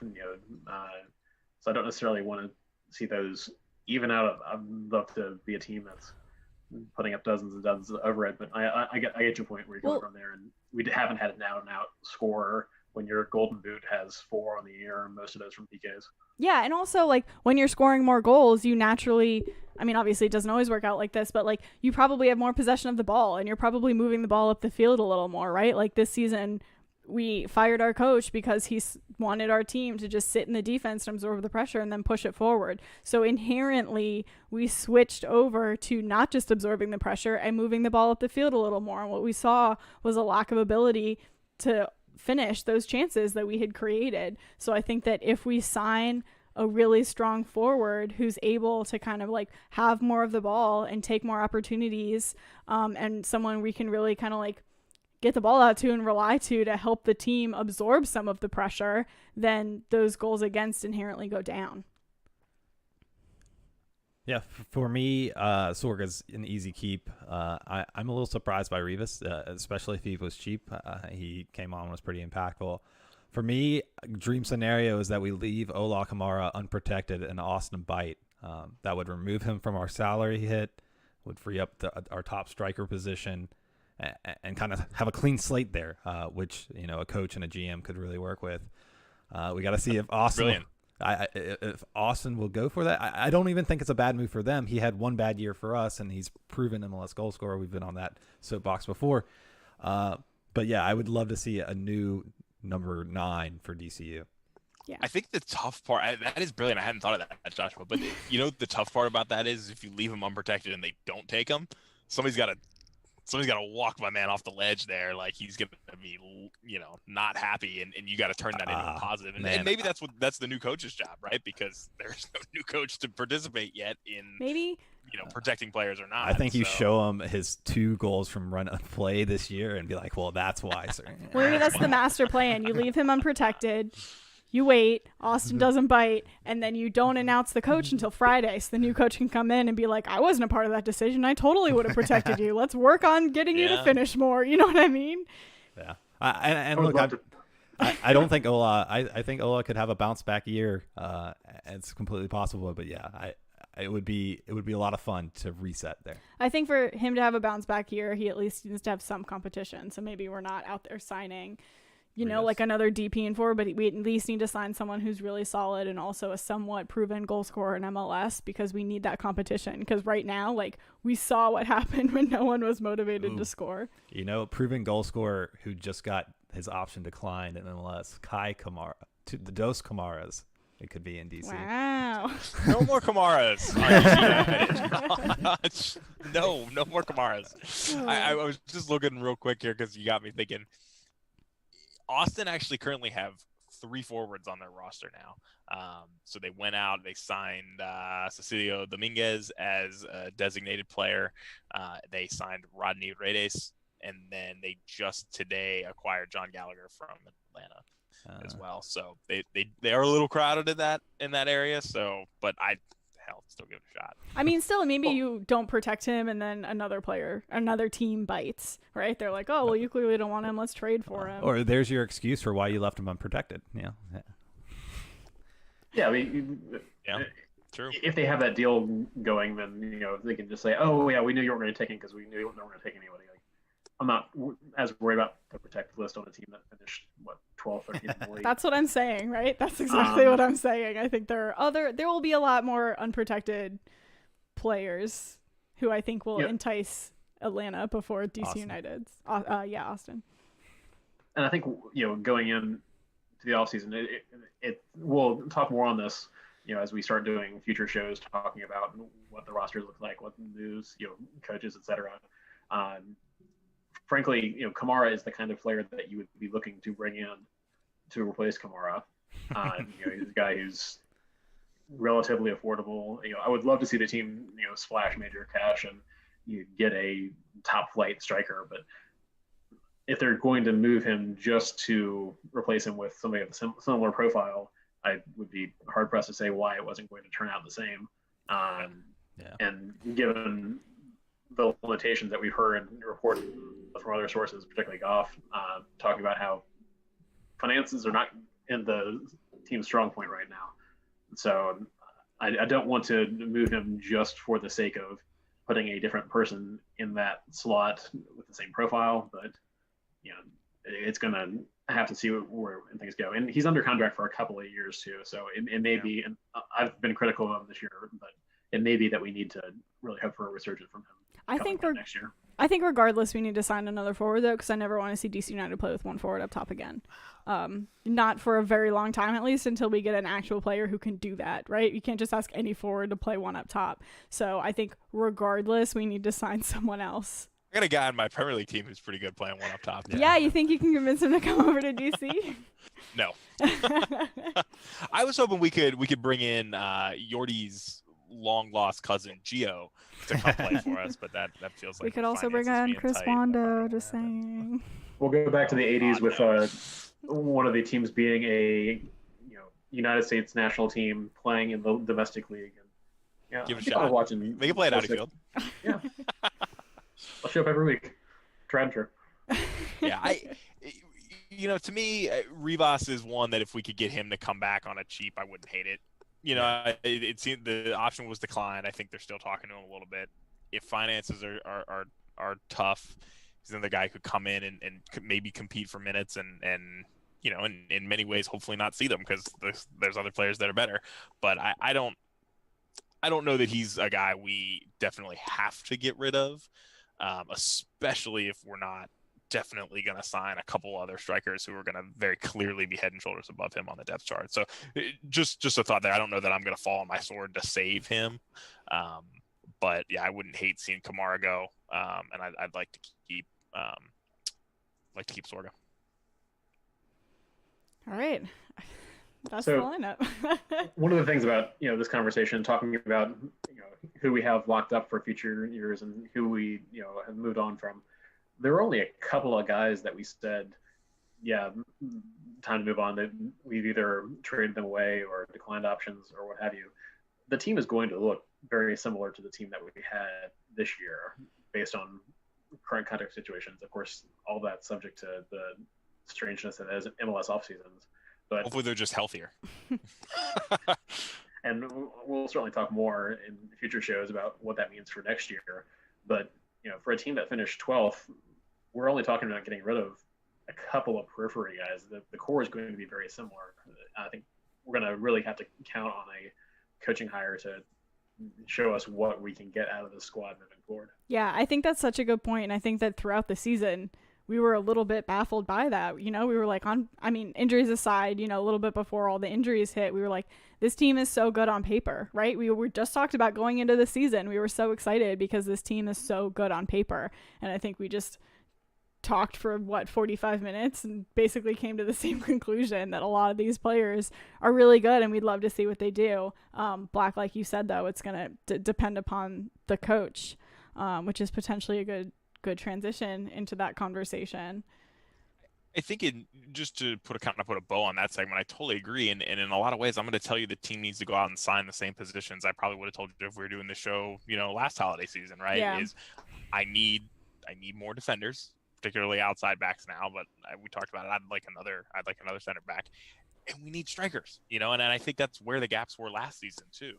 And yeah, obviously people are going to have to be a heck of a lot more healthy this season if we want to have a shot.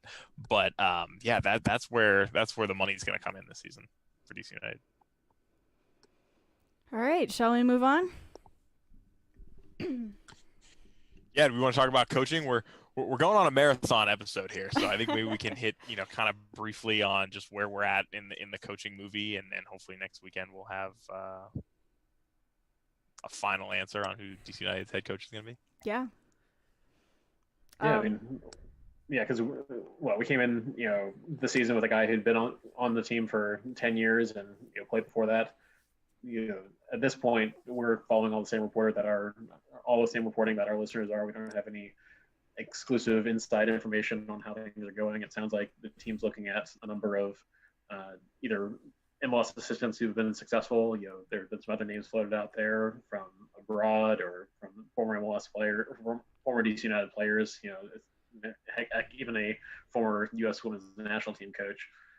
A lot of different options out there. Anybody who stands out to y'all as somebody that we really want to see on the sideline next season? Well, before we get in, just to kind of wrap it, if people haven't been following as closely, first of all, I'd recommend you go follow Goff. He's amazing, and basically where all this information came from. Pablo Mora is also, he's pretty on it. They retweet each other a little bit, so those are two pretty good follows. But essentially, it looks like there are 4 top candidates right now.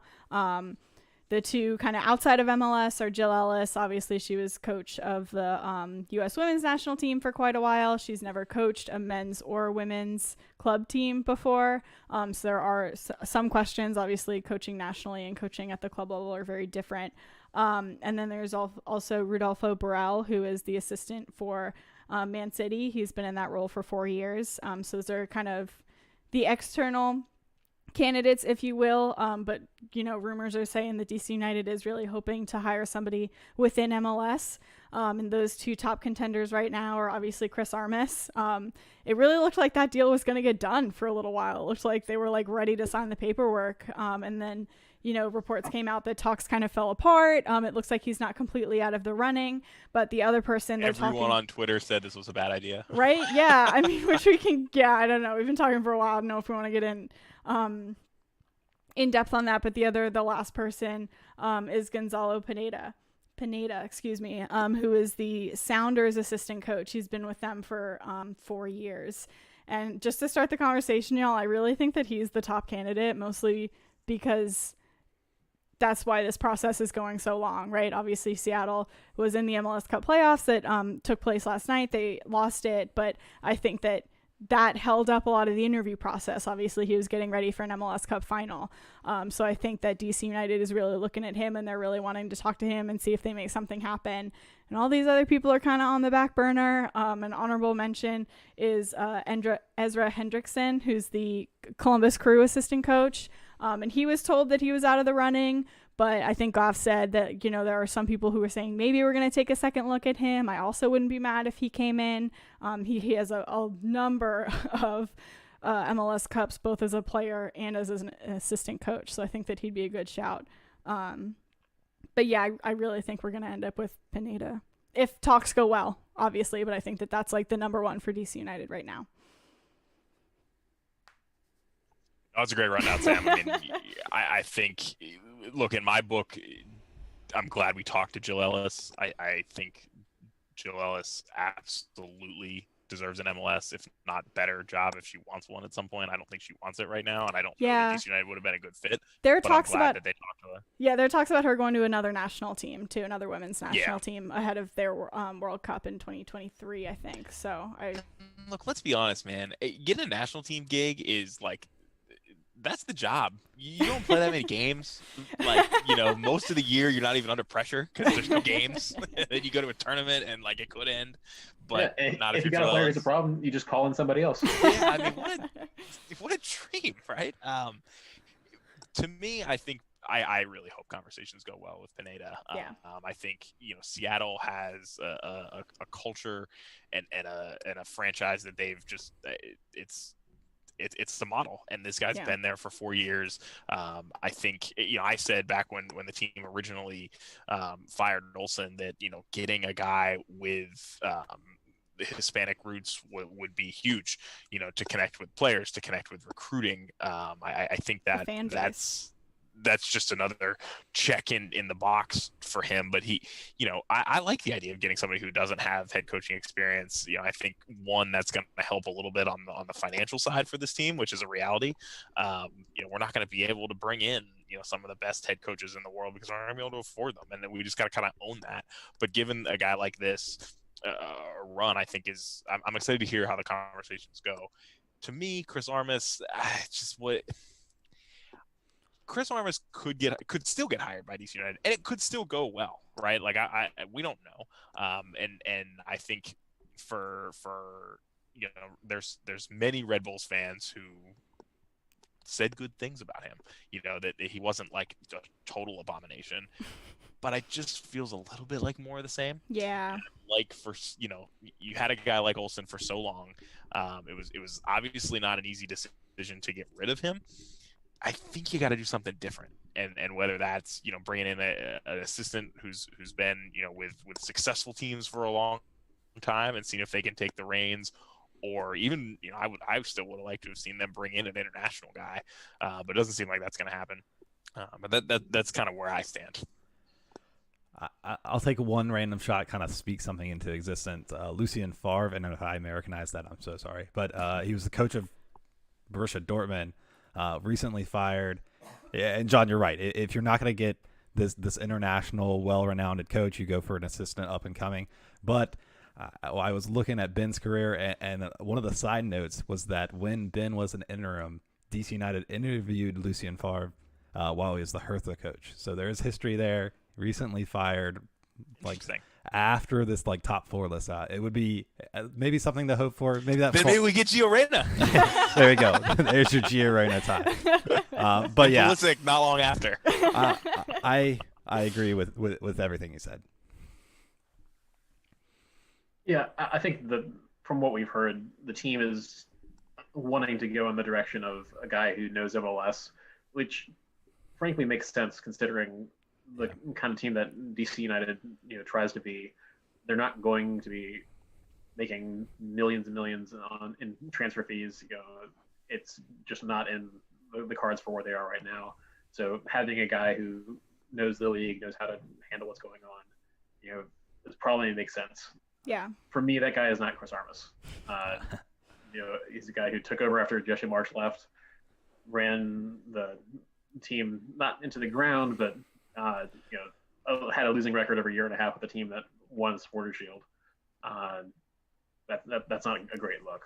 I think either of the assistants that we're hearing about right now, either Pineda or Ezra Henderson, could be what we need. I think I would give the nod to Pineda right now, just based on what the Sounders have done.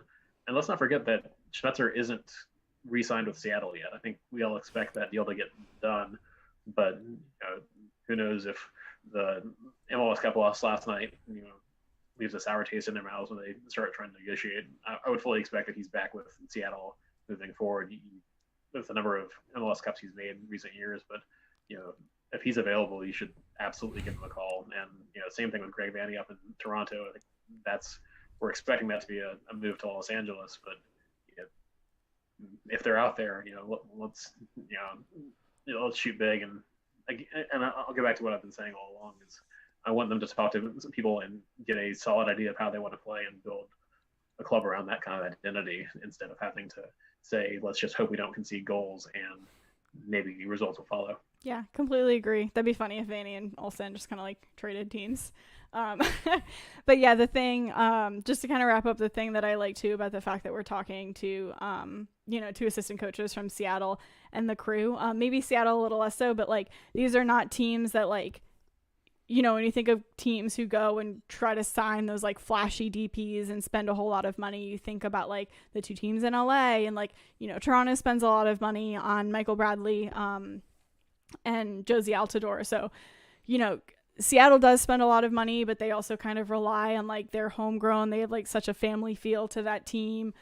Columbus too. They're not one of the teams that you think about spending buckets and buckets of money to bring in a really big name and just have that fix the situation. And I doubt that DC United's going in that direction. So the fact that we're bringing in coaches who will be able to kind of weave into the fabric of what the DC United identity is, but really move that into what MLS is becoming, I think is really promising. Yeah, it's going to be interesting to see, and it should be over the next hopefully week or so. A decision is officially made. I'm proud to say it seems like they've left very few stones unturned as part of this process. It sounds like there were a lot of names on the list. We obviously don't have insight into everything, but God, I hope they made some of those calls, right? Obviously Favre is late in the game now, but did they call a Pochettino and at least leave a voicemail or Arsene Wenger and say hey man, you want to give a shot over here? Even if they're told to go pound sand, right? At least try, so I'm hopeful that this works out. Yeah, and hopefully we'll get it soon. We've been hearing they want to get it done by the end of the month too. So. Yeah. Well, guys, this was a mega episode. We're rolling strong in hour number 3 here. So I think we should probably call it a wrap, and we'll try to squeeze in another episode before the holiday. We can talk about men's national team. We can hopefully talk about a finalized head coach and a lot of other goings-ons, around the league. And certainly we've got an expansion draft in just a couple days. Thoughts? Yeah, just one thing before you wrap. I want to shout out that MLS gave the Humanitarian Award of the Year to the Black Players Coalition.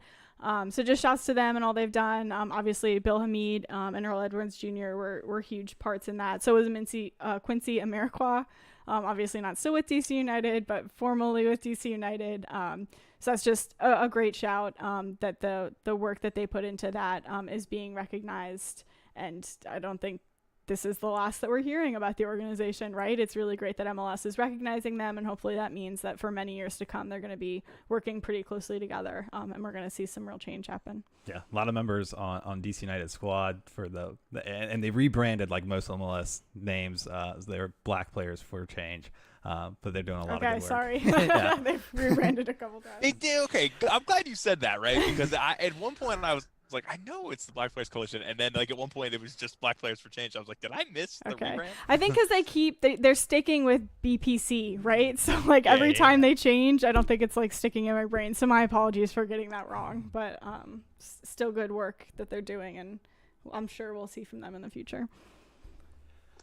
For sure. We'll shout our friends at Across the Pond. Definitely, we appreciate the support they've given us this year.